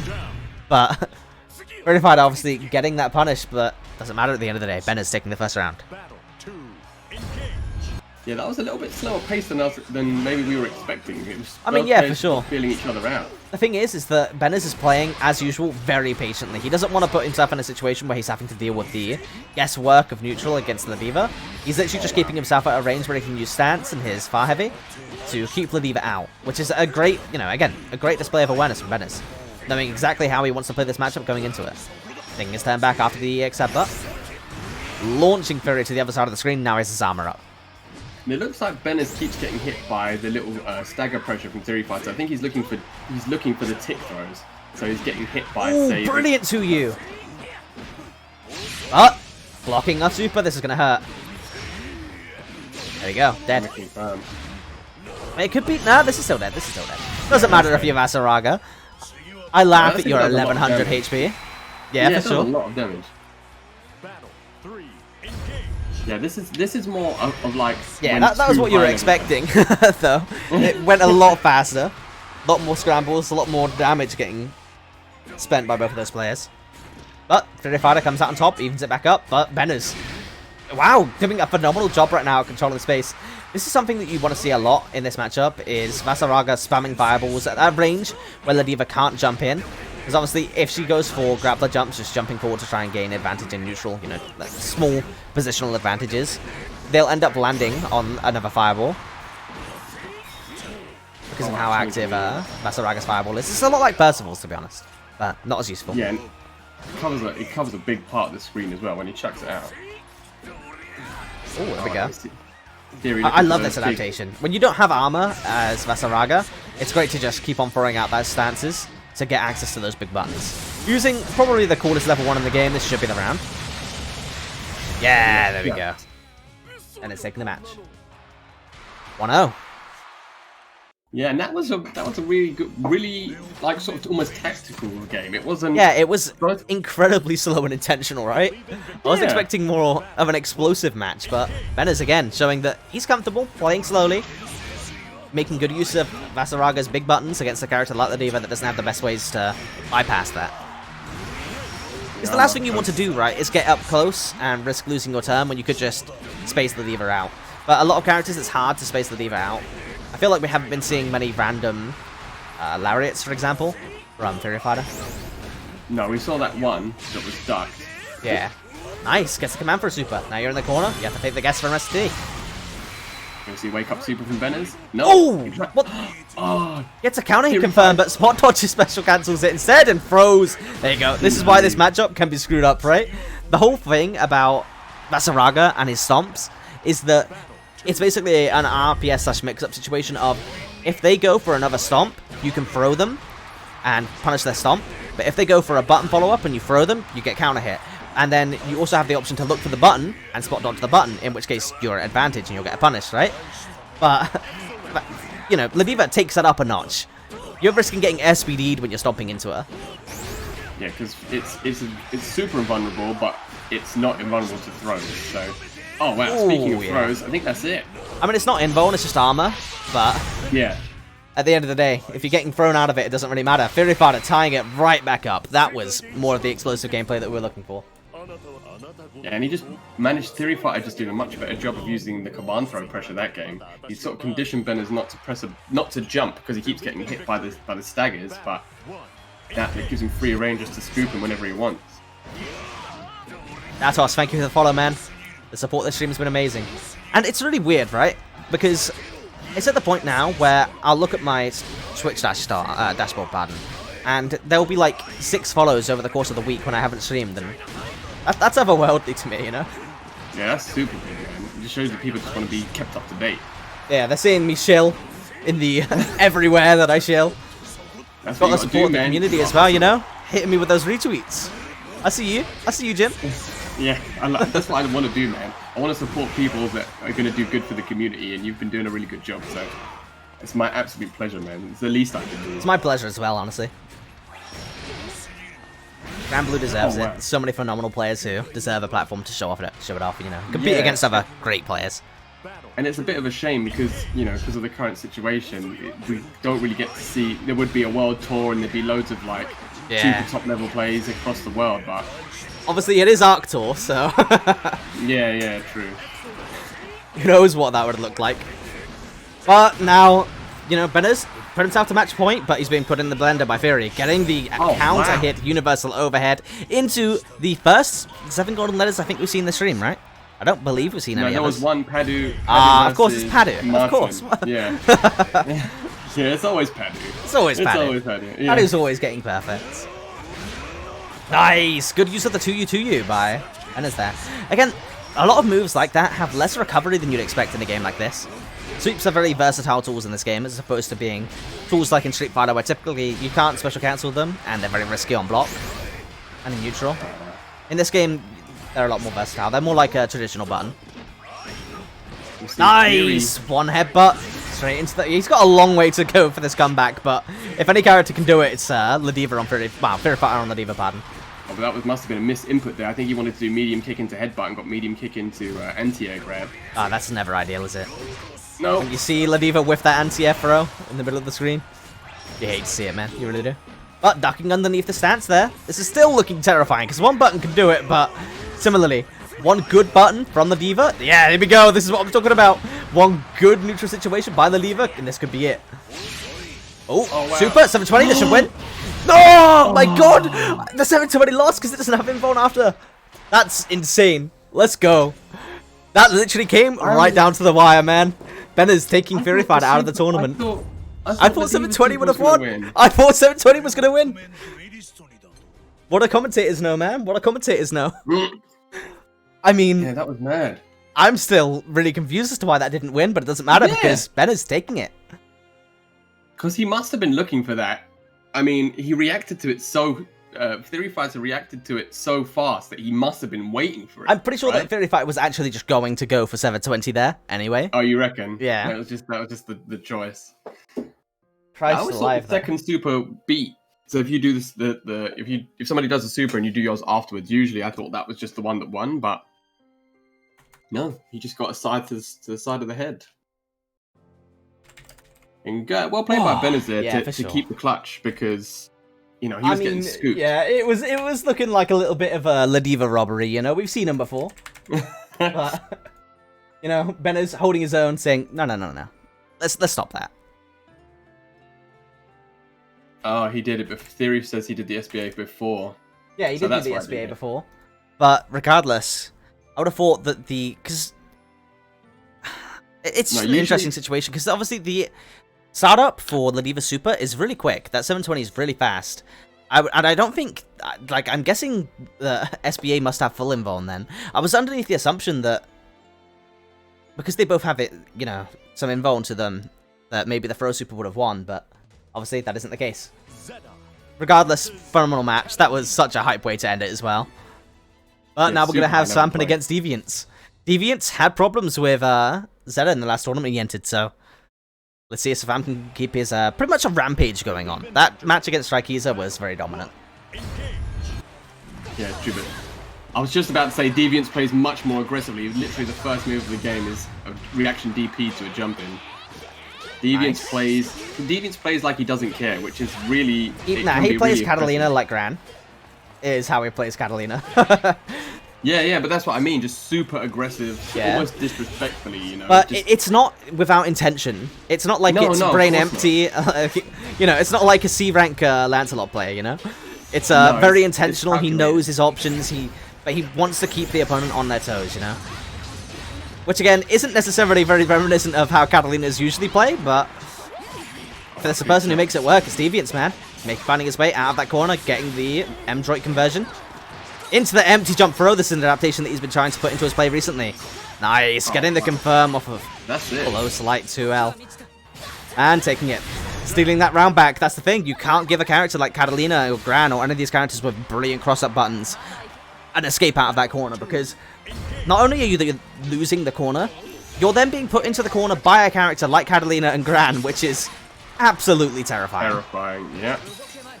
And one thing that Deviants does really well is that he almost plays Katalina like a grappler in the corner. He goes for those throw mixes, and then just when you think it's safe to tech, he hits you with the universal overhead.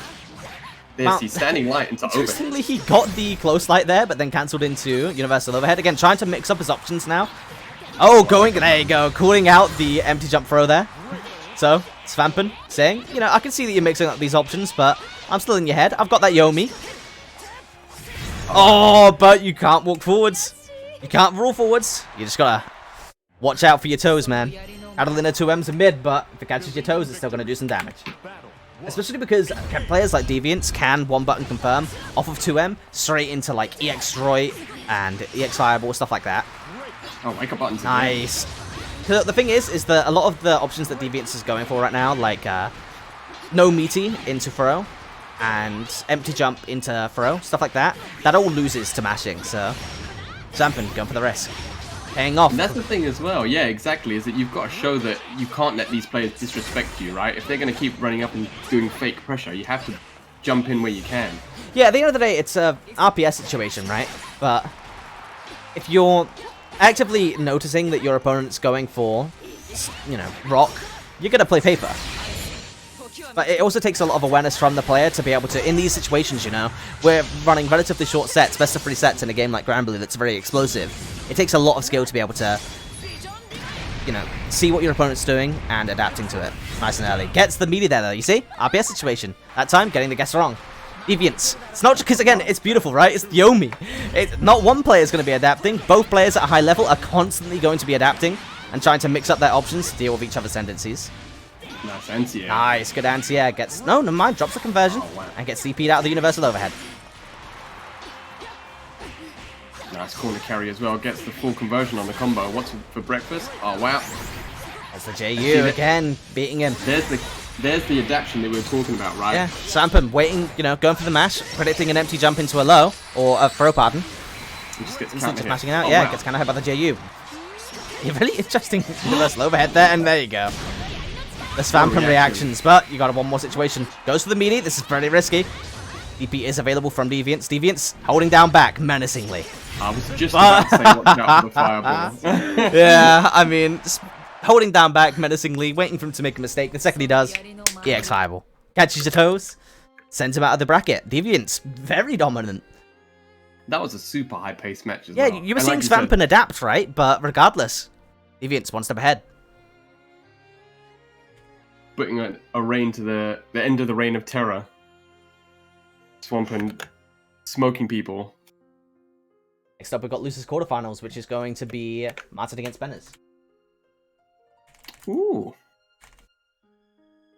And then Deviants versus Yamabiko on the other side. Yeah, I mean, that one's going to be really hype. I've seen Deviants lose to Yamabiko in the past, but who knows, man. With Deviants, it really is anyone's game.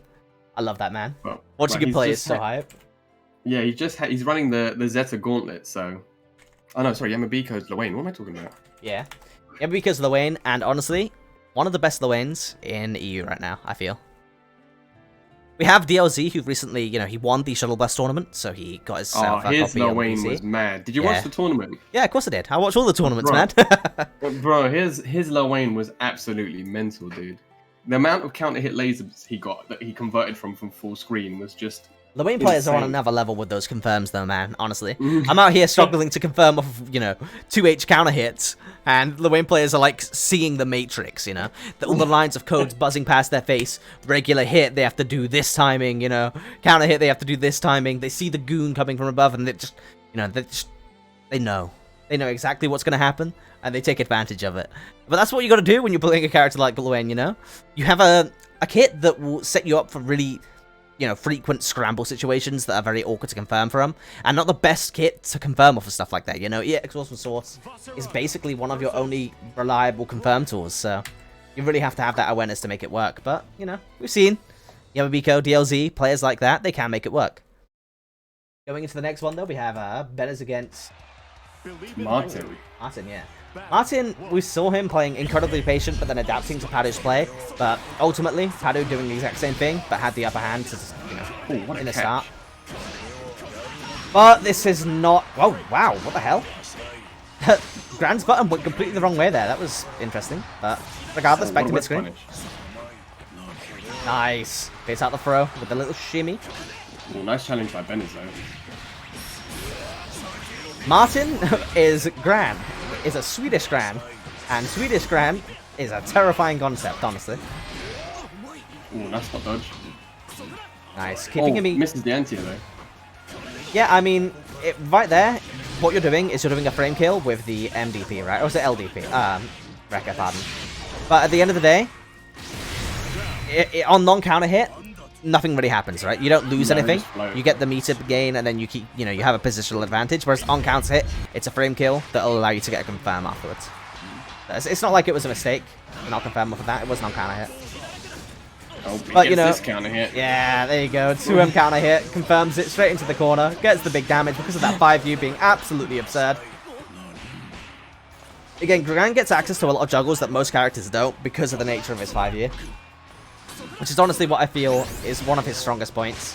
It allows him to absolutely shit out damage when most characters can't. Oh, that's it. I mean, this is the situation that you just don't want to be in if you don't Yeah, I have mean, Dragon Punch. you're right? in Gran's Just in the mid-range. corner. Dragon Punch does nothing for you there, really. I mean, you can call out the button directly, but any of the situations, you know, you're calling it out on a pure read, right? DPs are really useful wow. when Gran's going, like, when characters are going for their close-range pressure and stuff. But when you've got them in a position like that, there you go, see? You're using the frame kill and then going for the confirm. But when you're in a situation like that, where you're sitting mid-screen, you're really just waiting for the opponent to hang themselves whilst throwing out hitboxes every now and then. So if you had a DP, it doesn't really help you out that much, you know?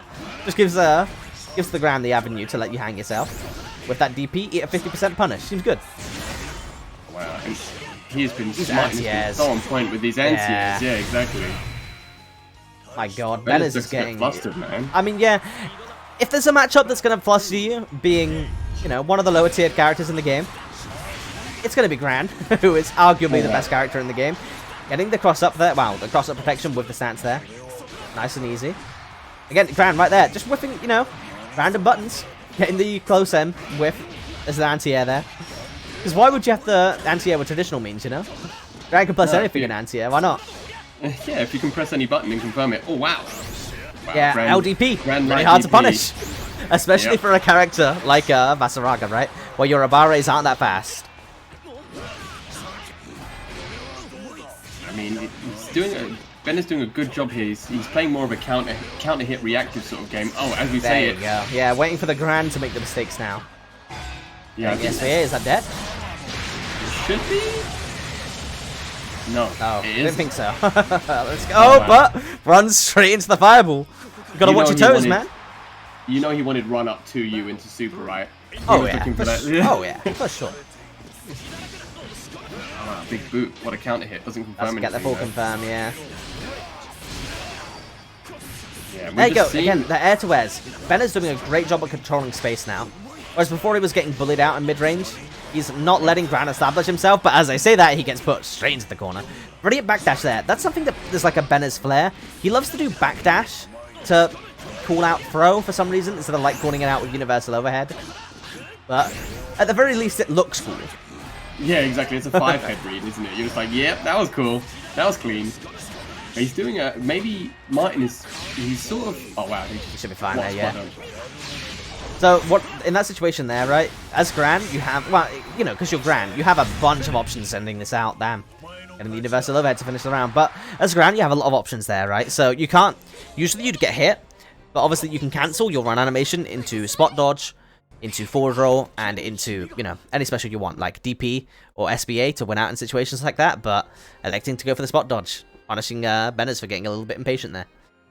And that almost looked like it was going to be the other way, though. It looked like Martin was getting a bit impatient, and, you know, the rounds that Benners were winning, Martin was just running into button after button, you know, and even the way he lost the round was by running into Fireball, but managed to, you know, hold on to that momentum and clutched it out. Like you said, really good choice to run up spot dodge, because Vaseraga doesn't have any reversals outside of super. So, you know, when you've got your back to the wall like that, literally, and you're in a pressure situation that decides the match, if you crack, then yeah, it's not going to be pretty, especially because, like I was saying again, just a little moment ago, Gran has such great tools to deal with pretty much every situation in the game.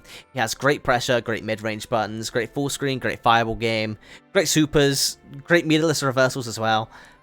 He has very little recovery on all of these tools. So if there is a situation, Gran will have an answer to it. And it leads to Gran having very flat matchup spread, right? It's basically just, you're even with Gran, or Gran beats you. And there is no real exception to that rule. And that's the hallmark of a great character, right? It's the same with Lance and Katalina in the previous patch. It's the same with Percival now. A lot of Percival's matchups have been evened out at this point. And yeah, it really does show. Especially with a character like Vaseraga representing the lower tiers, because they do have some polarizing matchups on the other side where they actually do have some real losing matchups. Now, Lowain Katalina, historically, this has been one of them.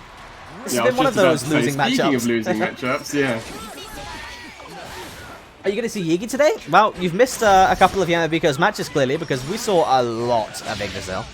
I'm getting a lot of choppiness in this match right now. I'm not sure if this is. I'm okay.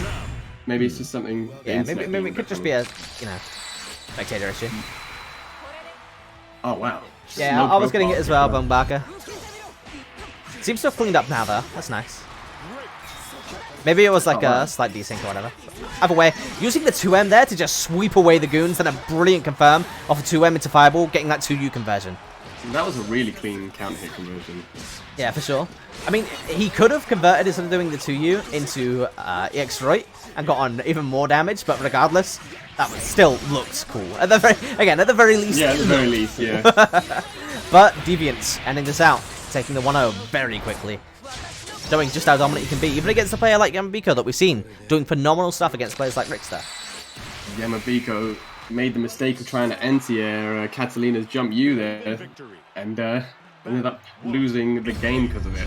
There's some attacks that you just can't anti-air, right? They're just really, really difficult to. Oh yeah, for sure. Version. Oh, what a bait on the parry. Yeah, I mean, the thing is that obviously Yamabiko was trying to use it there to catch the JU and to smoke it as a safe jump. But Deviant's saying, nah, I'm adapting. I'm starting to do new things.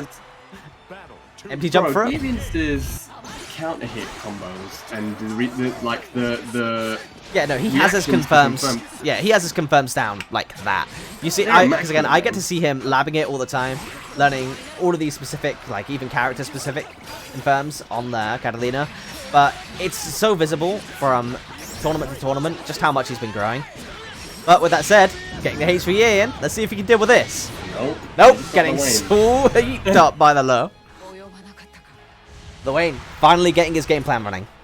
You know what I love, and I know this is a bit of like a Schadenfreude thing, but I love watching really high-level players just get Lowained in the corner, because I'm like, yeah, this happens to me all the time. I don't feel so bad about it now. It really does happen, you know? Doesn't matter who you are. You're getting schmixed by Lowain, it happens, man. It happens. Big call out on the parry, but... Right there, yeah. But you're seeing, right? The hallmarks of a great Lowain, because again, anyone can get beaten up by Lowain when he's in the corner and he has all of his goons set up, but the hallmarks of a great Lowain is how many neutral interactions they manage to win, because that's where you're really playing from a disadvantage. Now, yeah, let's see how, you know, Deviant's failed the HBA check. Now it's time to see if he fails the... Oh, he does. He failed the Yugi check. The floor is lava. Gets clipped right at the end. Parry. Nice. Going for the throw there. Beautiful awareness. It's -1. And that's dead. Beautiful conversion. You know, Deviants to a T. Great awareness. Great conversion. But that was an even smarter response, because I said parry, because in that situation, that is what Lowains go for after the blocked EX lunge. Usually they go for a parry afterwards. And that's why Deviants went for the throw, because throw beats parry. So, really good presence of mind there by Deviants to choose an option that covers, you know, multiple responses from Yamabiko. Yeah, I mean, we're entering into our top 4 now, right? And our top 4, classic. We've got Rixta, Paddu, and Deviants, who's been making entrances into top 4 very frequently since his emergence. And then we've got the wild card. We've got the Martin. The nice Swedish Gran. Coming in from pretty much nowhere and making himself very well known in my books. You know, you didn't have to tell me anything more than he's Swedish and he plays Gran. I'm like, okay, that explains how he's been beating players like Ixi, you know. He originally sent Deviants to losers. This is the run back. Oh, the double jeopardy. Let's go. Deliverance. I keep calling him Deliverance. Has Deviants learnt from his first matchup, or is it going to be a swift 2-0? I mean, yeah. See you next week. We're playing some very explosive characters here, right? Gran, Katalina, name, you know, characters that can't just take your HP away. You jump at them, they get 60%, you know? The duality of the game. Yeah, I think... But they also have such commanding buttons that it's like, you don't want to play the ground game versus them, but the second you jump, they're going to remind you why you have to. Yeah, and it's one of those things where I think Gran might have the slight edge on damage, but then Catalina's got the slight edge on range, so... See, Katalina has the slight edge in terms of range. Like, the thing is that these characters have a very interesting matchup against each other, because Katalina has really great mid-range, but her pressure's now been pretty much gutted, whereas Gran retains both great mid-range and great pressure. Obviously, there's also the fireball game, right? Towards full screen, Gran having M fireball, absorb one fireball, and then firing out his own, means that the fireball exchanges kind of favor him as well. So, as a result of that, you know, and it being Gran, I think that Gran is slightly favored, but, you know, we're talking about, like, 51-49. Yeah, and again, that's not including the player matchup. As you said, both players have played already today, so they're going to be playing each other as much as they're playing the matchup. We've seen just how quickly these players adapt, though. Martin against Paddu earlier, Deviants in all of the matches that we've seen so far. These players adapt very quickly. Ooh. Nice, baiting the DP, but doesn't get anything significant, but manages to catch. I'm not sure what was going on there, but he ran up, got the low slight. Confirmed it fully. But now we're back to mid-screen. What a spot dodge. Yeah, doesn't gain much from it, but keeping that positional advantage going. Oh, and as you said, you're going to have to jump, and then you just get... You don't want to play that ground game. Deviants showing that he's very comfortable to do it. And the second you jump, you're going to eat an anti-air, because these characters have ridiculously good 2-heavies. Yeah, it doesn't matter when you're mixing up the timing, you know? You can do this at the start of the round, you can do this at the end of the round. Doesn't matter for Deviants. Oh, wow. Deviants tries to go for the shimmy there and gets clipped. Gets clipped again. Oh, there you go. EX boots into the mile man. Yeah. EX boots into EXDP. Let's go. I like that. The Mile Man. Let's go. Oh, nice roll through, but gets clipped on the recovery frames. One counter hit combo from Katalina, and then the lives are evened up. Oh, that was an interesting interaction with the Fireball, just carrying. Yeah, it's a very Martin's full specific screen. situation, right? There are actual ways to set that up from very specific deep anti-airs on non-counter hit, but you don't see it that often. But Deviants has the pressure and gets the 2M confirm. A lot of people try to press there, but now the EX Fireball gives you enough plus frames to get that 2M out as a frame trap. Yeah, Martin pressing getting buttons. antsy there. I don't know, maybe he tried to Dragon Punch or... I mean, that actually, unironically, as cliche as it sounds, comes down to matchup experience. Especially with Catalina's now, like, their pressure used to be pretty much identical to Gran's, but now they've adapted and they've had to recreate their pressure in lieu of the changes in 1.3. And so now it is very different, and if you don't know about Catalina's new routes, you will get bombed by them. Martin's sticking out. Unsafe Yeah. special after unsafe special. And And every single one of them getting punished. Mm-hmm. It's not what you want to be seeing, you know? No, I mean, you can just see, I guess, elements of frustration here that the normal clinical Martin that we've been seeing all tournament now, just making some uncharacteristic mistakes and just getting punished every single time. And Deviant's being really ballsy going for these fireball trades. But again, I feel like in this match right now, it's just a situation... Wow, interesting anti-air confirm. Going for the DP there. I feel like this matchup will really come down to whichever player gets their game plan and gets their offense running more often, you know, faster than the other player will take the win. And we're seeing it right there. Martin at match point, but it doesn't matter to him. Gets his offense going, makes Deviant scared to play that ground game, and the second they jump, you eat 50%. Yeah, that was almost the reverse of the first round when we were saying that the player doesn't want to jump, and then... Getting 2 anti-air confirms, that was the round. Oh wow, big punish. Yeah, MDP's got quite a sizable amount of recovery. What a whiff punish by Deviants. Yeah, brilliant one button confirm off of 2M as well. Now, uses the super, now you're in the mix. He's giving Gran SSBA now, so he has to be careful if he doesn't get super jumped. Oh, no, just run up throw. Yep, run up throw. Deviant's classic, ends the match. Deviant's making his way into the top 3 of the bracket now. And avenges himself. Yeah. No double jeopardy. That's always the soul-destroying thing, though, when you get beaten by somebody who you knocked into losers. It's happened to me before, and you just think... It's just that mental... You have to have that mental resistance of, man, I really don't want to lose to this guy now. I've already beaten him. And the other guy's so hungry for it. It's like, yeah, give me the run back. I really want it. You won't beat me again. So it's tough, but... Yeah, Paddu sulking in the corner with his pool avatar. I love that avatar, man. I really do. Get to sulk in the corner. It genuinely looks like some Blair Witch shit sometimes. It's terrifying. Just staring in the corner with the shaky cam. Oh, Paddu and Rixta swapping seats. Going into this match, though, we now have our top 3 secured. So, no matter what happens, each of these players has done a phenomenal job.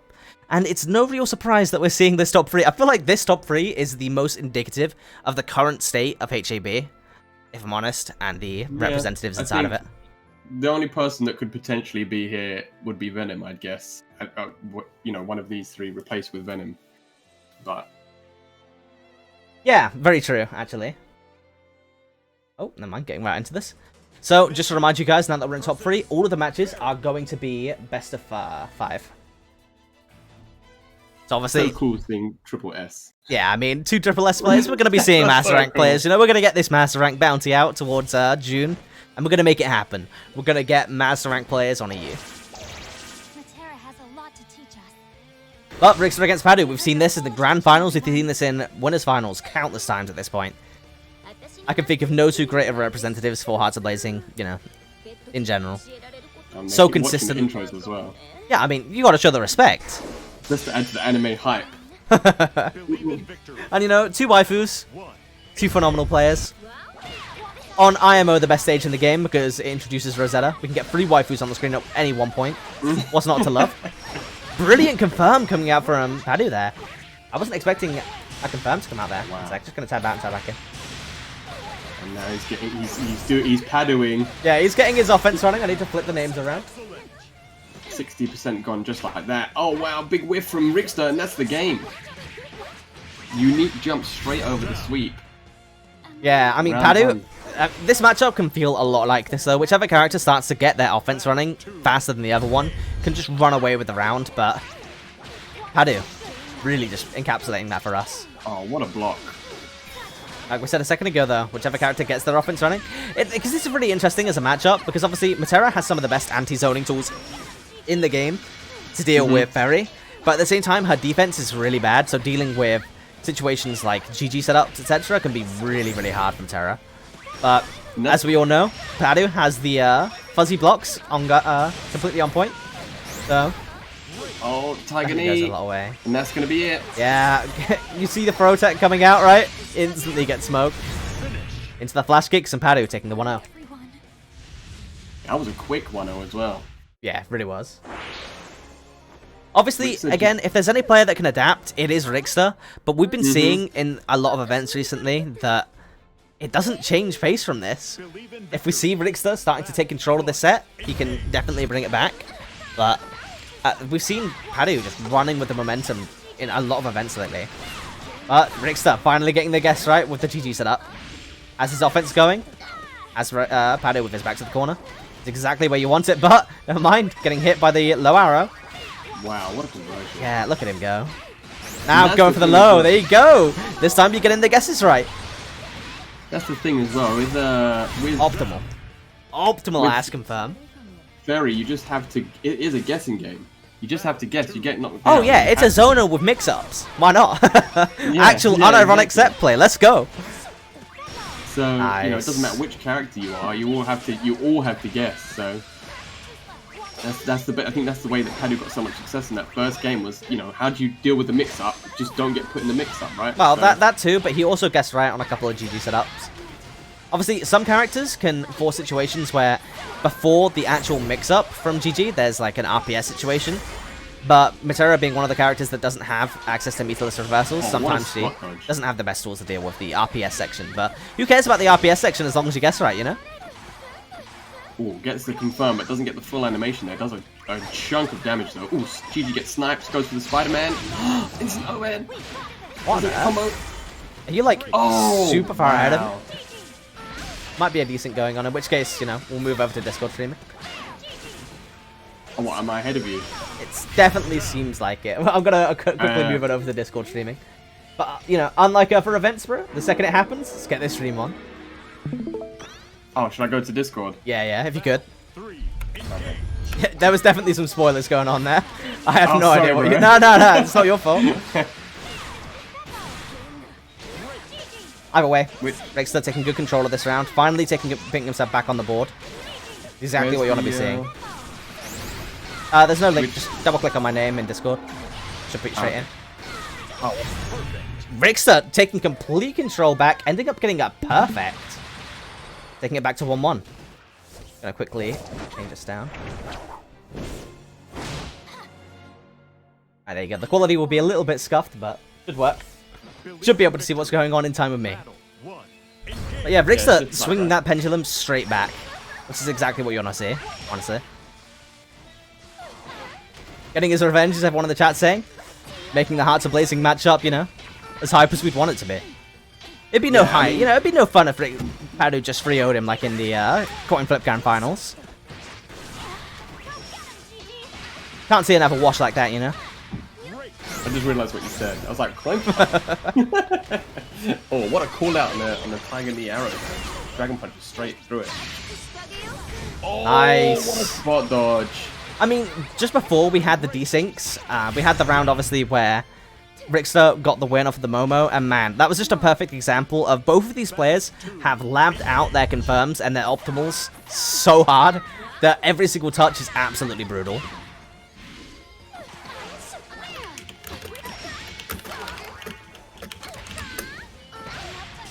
Nice. Good DP. Putting Paddu back into neutral. Obviously, we're now seeing, like I said before, Rixta taking control of the game, which is exactly what we needed to see. Oh, wow. As soon as you Confirm. say that, though, baits out the throw. Yeah. I mean, you can take control of the match, right? But you get hit. It's going to be rough. Wow, delayed 2L. Both players, you know, staring each other down. SSBA, is this punishable? Yeah. Metera has those fire range punishes, pardon. Alright. Either way, Rosetta number 2. Let's count the Rosettas in top 3. Should be pretty fun. Waifu. Yeah. I mean, obviously, the next matchup we got is Katalina against a waifu, right? So no matter what happens, we have the potential for the triple waifu. Waifus are blazing. New name of the event. Oh, what a punish on GD with a slime. Nice. Great for Rosa. But, there, nice awareness from Rixta taking a stand back. Yeah. Good patience by Paddu not to get clipped. Obviously, yeah, brilliant. What a phenomenal display of conditioning from Rixta right there. Going for those close heavies, knowing that Metera does not have the best of RA buttons to deal with that situation. Drops the confirm though, and now it's anyone's game. One touch and Paddu's dead, but we've seen Paddu get perfects before.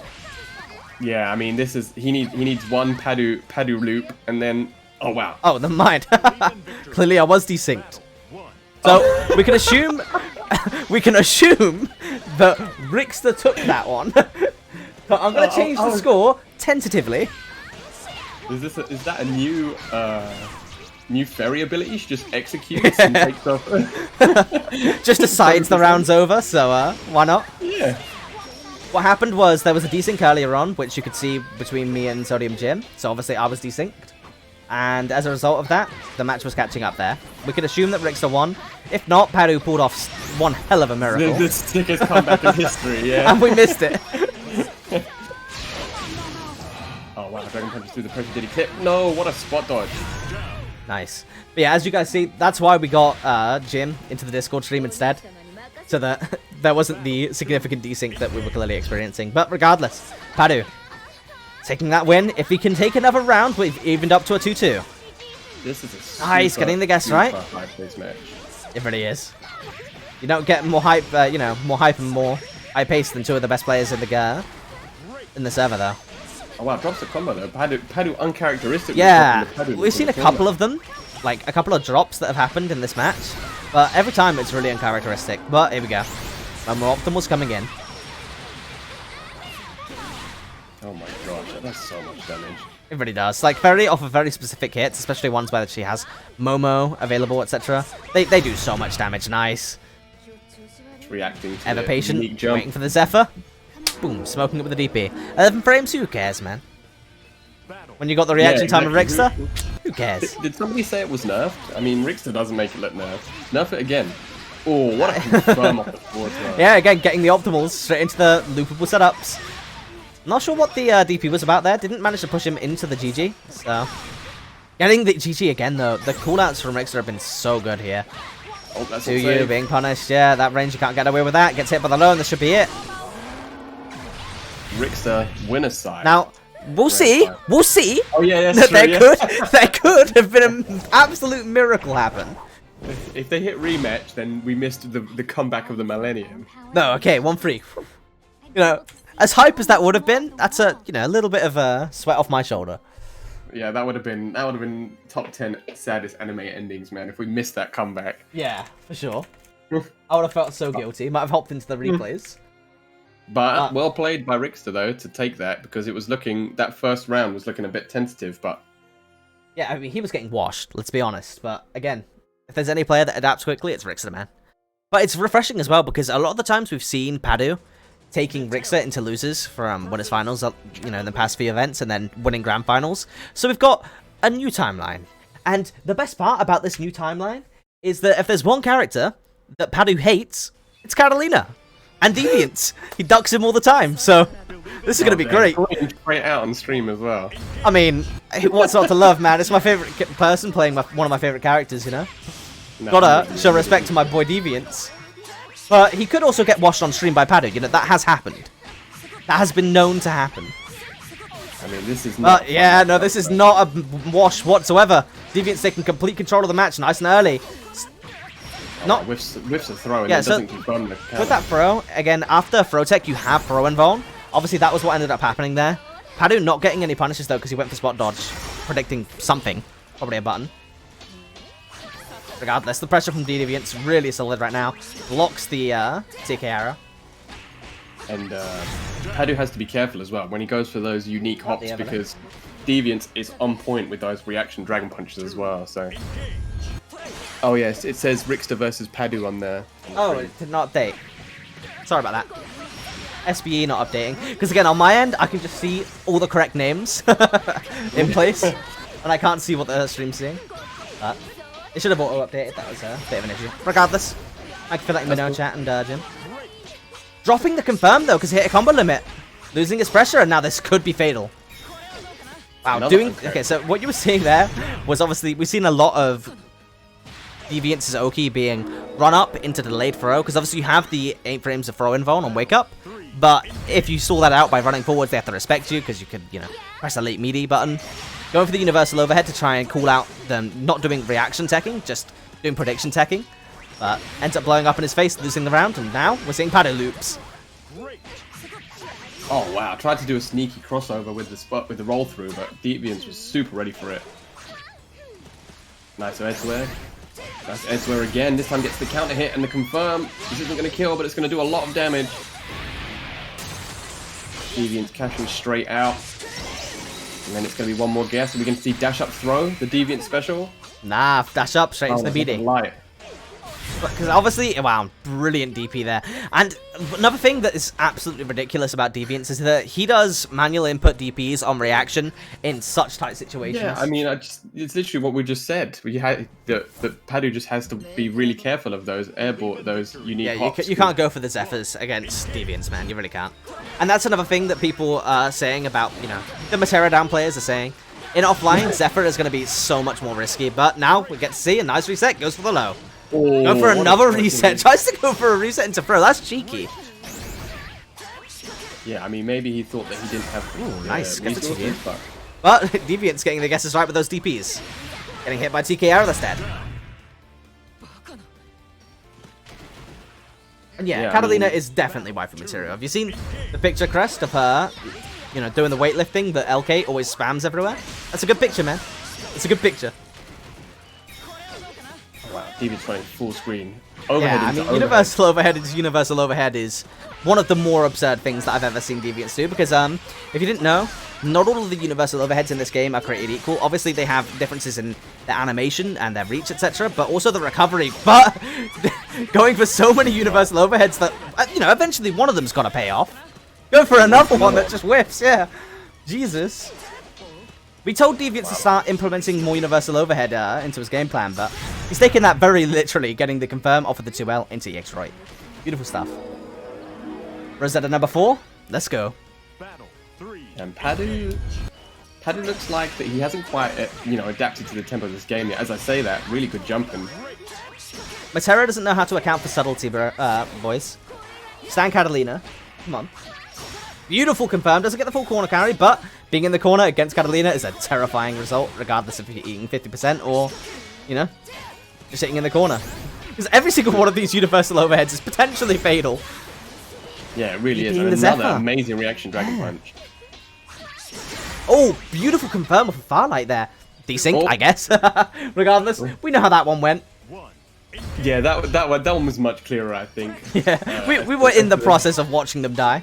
No, exactly. So that's 2-0 to Deviant, and it's looking like a resounding win so far. Paddu just failing to adapt, I think, to the speed that Deviant is playing. Nice, good confirm again. Paddu's really got to take control of this match soon, otherwise he's looking to be in trouble.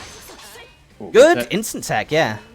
But obviously, with the frequency at which we've been seeing Deviants go for universal overhead, that must have been such a stressful call out to make. Oh wow, challenge the run.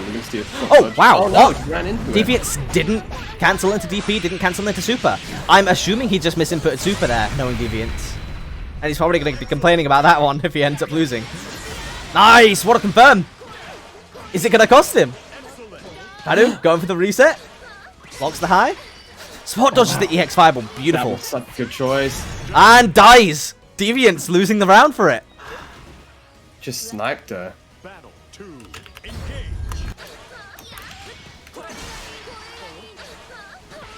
Honestly, that was such a beautiful, beautiful situation. Yeah, Paddu's showing signs of life here. He really is. Again, he needs to take control of the match, right? Because if he doesn't, yeah, I was just Deviant's... literally just about to say, maybe slow the tempo down a little bit, you know? I'm not sure. Yeah, because I'm not sure. Though. It's hard to slow it down because if you're not running your offense, Deviants is just going to find a gap and exploit it with, you know, Katalina's great tools in situations like that. But if you're going for risky stuff like Zephyring in, you're just going to get DP'd. So it really is a hard matchup to deal with. Well, that's what I mean, because Metera's not a character. Obviously, she has amazing, like, rushdown, close range options, but Metera is one of the few characters that can control the pace of the game from a further speed. Beautiful. It's something like that. You know, that's what that's the sort of Paddu needs to be, maybe more reactive instead of just dashing in and... But the issue is with that is that whilst Metera has, you know, good tools to deal with a lot of spaces on the screen, they're all very specific. For example, right there, that actually could have been air blocked because of the nature of her, you know, anti-airs being projectiles. The only air unblockable stuff that she has is her up arrow, which is air unblockable on the way up, and her, you know, what a regular super, her SPA. Nice, getting the universal overhead, that is gonna hurt. Never mind, not opting to go for super, but getting the throw. Jump throw. Oh, nice, Oh, that should be it safe. again. This is safe. There. Big punish. That was a Katalina round for sure, man. Yeah, that was... Yeah, I mean, it is super hard to stop Katalina from just getting all on you, and that was just... Oh, wow. I was going to say, Deviant's just making a really good use of that run, you know, just trying to get in as much as he can, but he's never, not letting Paddu breathe at all. I mean, these universal overheads, I feel, are the biggest thing to point out for this match. He's had, what, 3 or 4 universal overhead counter hits, but the fact that he is so willing to use it constantly makes the throws so much more threatening. You can't imagine how terrifying it must be to be the Metera in this situation. Super's really early. I think this might kill because it's Metera, but if it doesn't, he definitely could have optimized. Kills anyway. Deviant meeting Rixta in Grand Finals.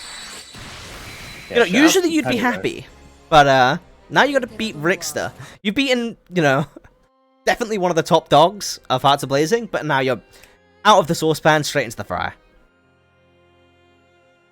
I'm going to go ahead and restart this lobby quickly, though. Because I don't want any more desyncs. I'm going to let the players know.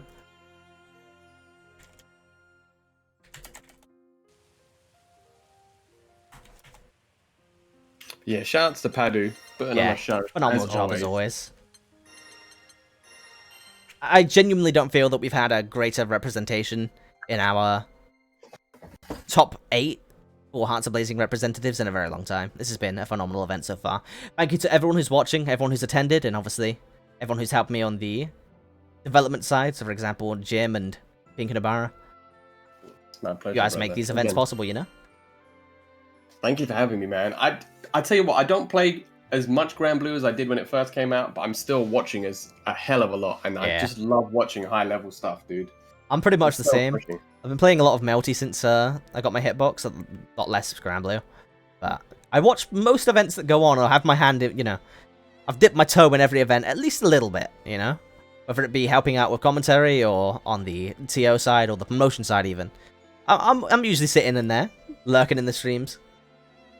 Yeah, no, I see you, and I'm usually when I'm commentating, if anybody has questions, you're helping them out, dropping some knowledge bombs, which is good. That's what you want in a chat as well. If you want new people to come, but you want them to stay as well, and if they're confused or if they've got any questions, then knowing that you've got knowledgeable people in chat that can help out really makes a difference.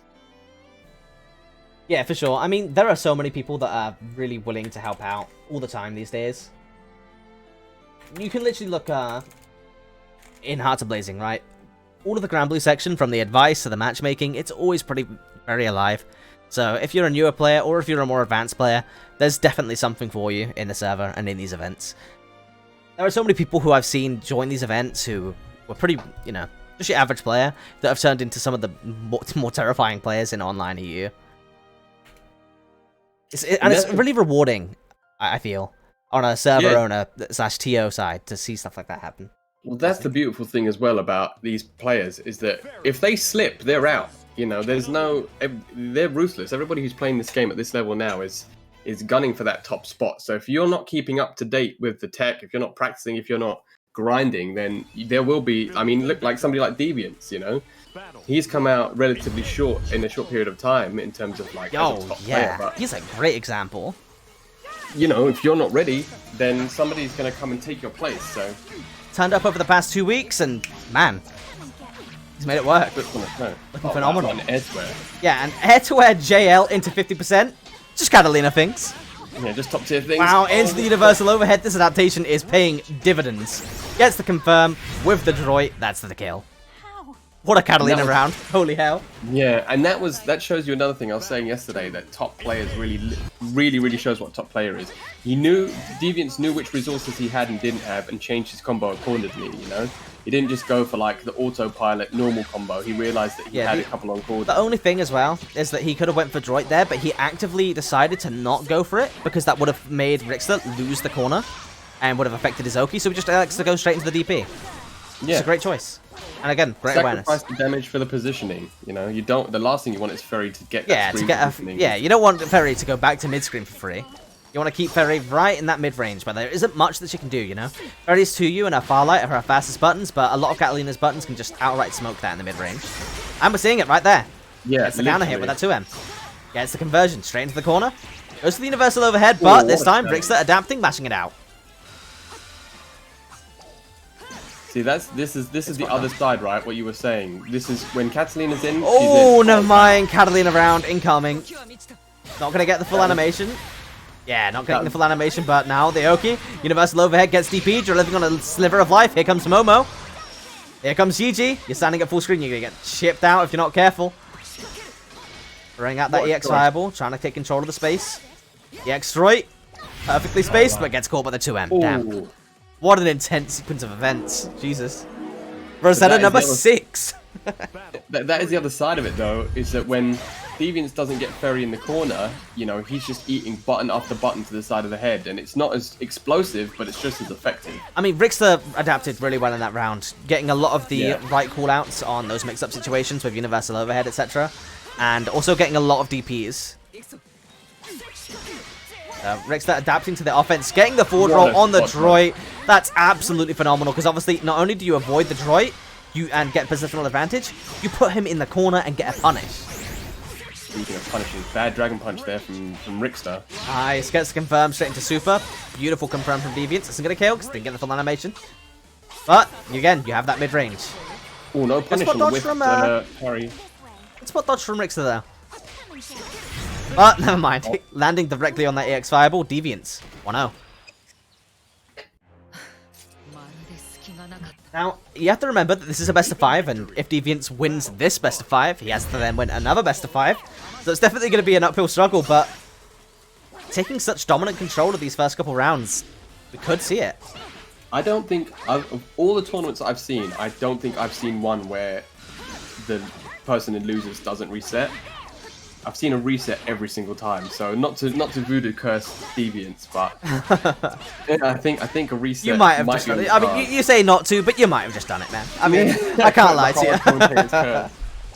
And yeah, Paddu, don't worry. I'll be sure to give you the host unless we have Gibbs event still going on. If Gibbs events are still going on, then I said that I'd, you know, throw him the host. So.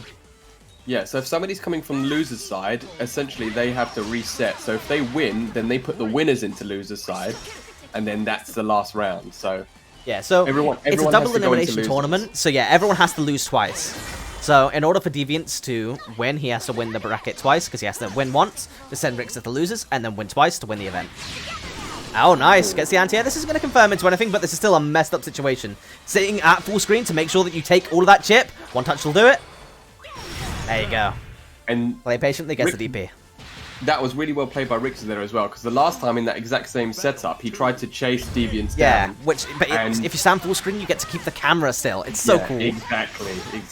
Well played by Rixta. Yeah, it really is. I mean, but that's so cool. Like, the fact that you see it in other games as well, it's not that common, but the fact that you can use, like, the camera movement of the game as a resource is really, really cool. You don't get to see it that often, but it's one of the interesting situations that Ferry can put you in. Because, like Lowain, Ferry can set up a lot of really awkward Granblue situations, so you have to be an absolute beast to be able to confirm for them, let alone do optimals. Yeah, I mean, Rixta's doing a really good job of challenging as well. He's one thing that Deviants he's like turned to up do the heat. is pressure. Oh, nice. Good confirm. Using the M-Droid, so he still has EX Droid available for this next situation. That's a really important, thing for Katalina players as well. Make sure to spend M-Droid to keep EX Droid for confirms like this. Because EX Droid, especially after the change, now that you are going to be forced into mid-range a lot faster in your pressure, EX Droid is so invaluable that in situations where you can confirm with M-Droid, you really should be. And Deviants has got those on lock. It looks like he's got the game on lock as well, taking that round quite swiftly. Oh wow, what a punish on the GG. As she's chucking the cat in the air, just gets lunged full screen, but... Yeah, that's the one thing that you have to watch out for as Katalina in this matchup. You know, watch LK's video, the #1 guide on how to deal with Ferry. The main thing that gets said is GG. You gotta watch out for GG, because if the second they do GG, you can react to it with Droid and get that punish. And honestly, with a character like Katalina, at certain ranges, a H-Droid punish on a GG call is like 50-60%. Yeah, it ain't pretty. Likely. Ooh, getting the DP. Nice. Now the ball's in Deviants' cart. And that's the first time we've seen that as well, and it just puts that thought in Rixta's head now, like, okay, dang, he is willing just to Dragon Punch straight through my setup. Wow, tried to DP the button there, missing the confirm against the GG though. Obviously didn't have Droid, so there was not much he could have done, but that's the thing though, he's looking for the animation right now, both of them just waiting to see the other person do an animation, but Deviants' patience paying off a little bit stronger than Rixta. Shades of Sunfalga there, just down backing from full screen, waiting for Rixta to press a button, and then Rixta just web swings straight into the fireball. Here's the thing, right, is that Deviants has been working recently on kind of shifting his playstyle up. Oh, nice. Great safe jump. But yeah, he's been working a lot on adapting his playstyle to the match as it's going. And you can see it paying off here. He's adapted so well to all of the players in his bracket so far. Oh, spot dodge. Weird choice there. Tried to spot dodge GT maybe and get a DP, but gets clipped. Slight life lead for Rixta. Oh, nice anti-air, but no confirm. Nice. Early for attack. Okay. Very reactive from Rixta. That could have cost him his life if he went for Universal Overhead, though. As we see there, instantly. Universal Overhead gets blocked. Your minus goes to the DP. That's some grand stuff. Yeah, nice. Really oh, it doesn't confirm. Nice. Gets the throw. Deviants. At reset point. Yeah, he's just... I mean, I'm not going to lie. Some commentator bias going on right now because Deviants is my boy. And he's yet to actually, win a big event. So, if he wins this, I'm going to be so stoked, but Rixta is no easy opponent, because even if you end up winning this round, getting a Katalina round going, could we see a perfect coming out here?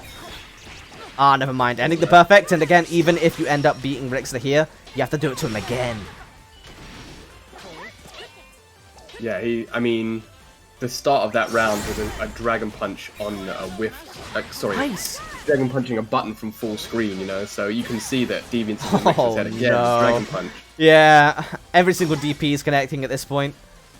And now, obviously, even one DP on a whip can spell death and calling out the spot dodge with the throw. Deviants resetting the bracket. And that was a clean 3-0 as well. But like you said, he has to do it again. Rixta taking a break, that's what I like to see. Yeah, I mean, it could be deeper than that. He could be switching seats for all I know. But I made a mental note. Rixta's in seat 1. But does Rixta play anyone else, though? I've never seen him play anyone other than Ferry. Oh, no, he has, 7 pocket picks. Oh, okay. I want to see the shenanigans. Nope, goes straight back to Ferry. Doesn't surprise me, I'm not going to lie. I mean, what sort of a pocket pick do you have against Catalina? Because, again, Catalina used to have the flattest matchup chart in the game, It's even, Catalina favored. Now she has a couple of disadvantage matchups, like Percy, but...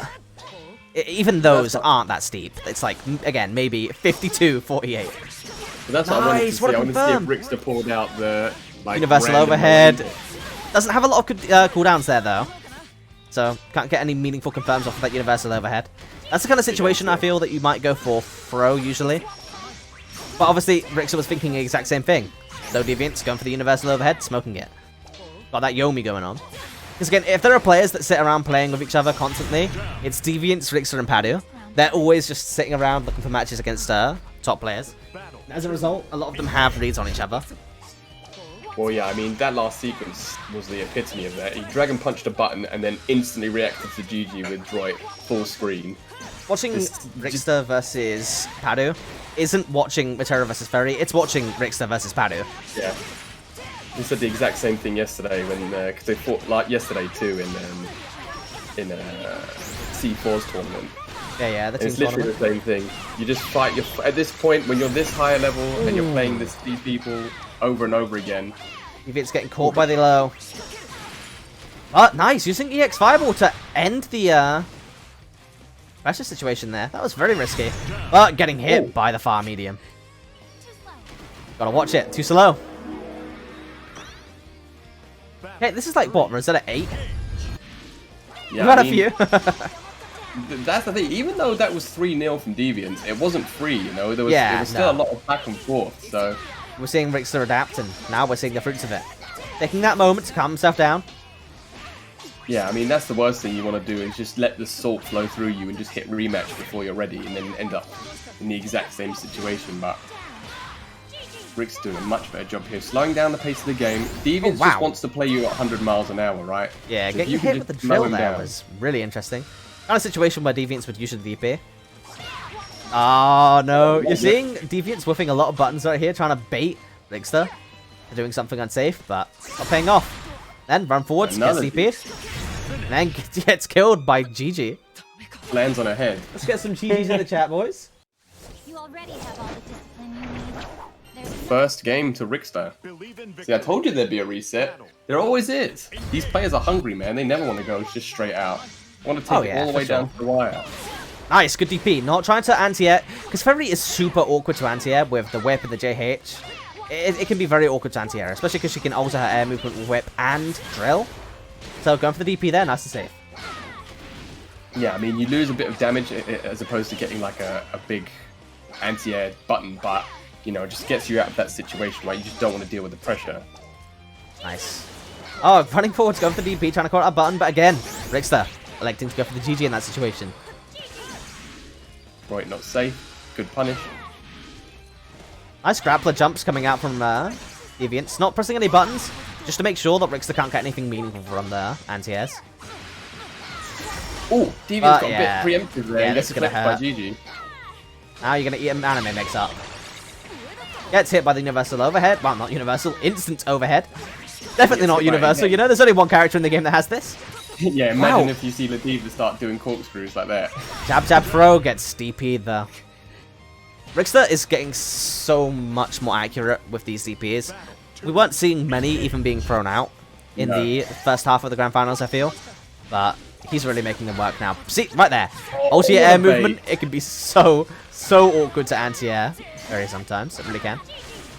But this is the thing as well. When you play as fast-paced as Deviants is, it can become almost to your detriment because when somebody as experienced as Rixta starts to get a handle on you, that's when that's when they're almost hanging themselves with the decisions they make. But big counter hit here. Confirm. You know, again, we were talking about the fact that once a player takes control of the tempo of a match, in Deviants' incredibly aggressive style of play, it can swing just like that. You know, making it look almost completely unwinnable for the other player. But Deviant swung it back, but was met with a DP.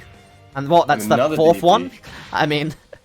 I think that's like 8 for 8 of the last 8 that he's thrown. It's just... Deviants is just running into them. He's just getting impatient now, I think. He's seeing it sort of maybe slip away from him. And he's getting a little bit flustered, but at the end of the day, it's still Yomi, right? I don't feel like Deviants is the kind of player where he'll get so frustrated that he'll start autopiloting, for example. Oh, no. It definitely is a case that Rix has got the read on him right now. Because again, he's a player that adapts, and he makes mix-up situations and RPS situations look like reactions, honestly. That's what I first noticed about Rixta in comparison to the rest of the very talented players that HMB has, is that Rixta was so accurate with his predictions and, you know, his downloads of people, that he would make RPS situations look like he was not even guessing, that he was just reacting correctly every time. Obviously, it's a little bit harder to do now that Ferry's DP is 11 frames, but still make it work. Yeah, nice, drill to escape the corner, but Deviant's taking his turn back, taking it all the way to the corner. Going for the 2L2 out there, because again, it abuses the fact that Rixta now can't go for DP in that hole. Because if you go for DP, it loses to 2 out of L. Oh, what a challenge on the counter hit there.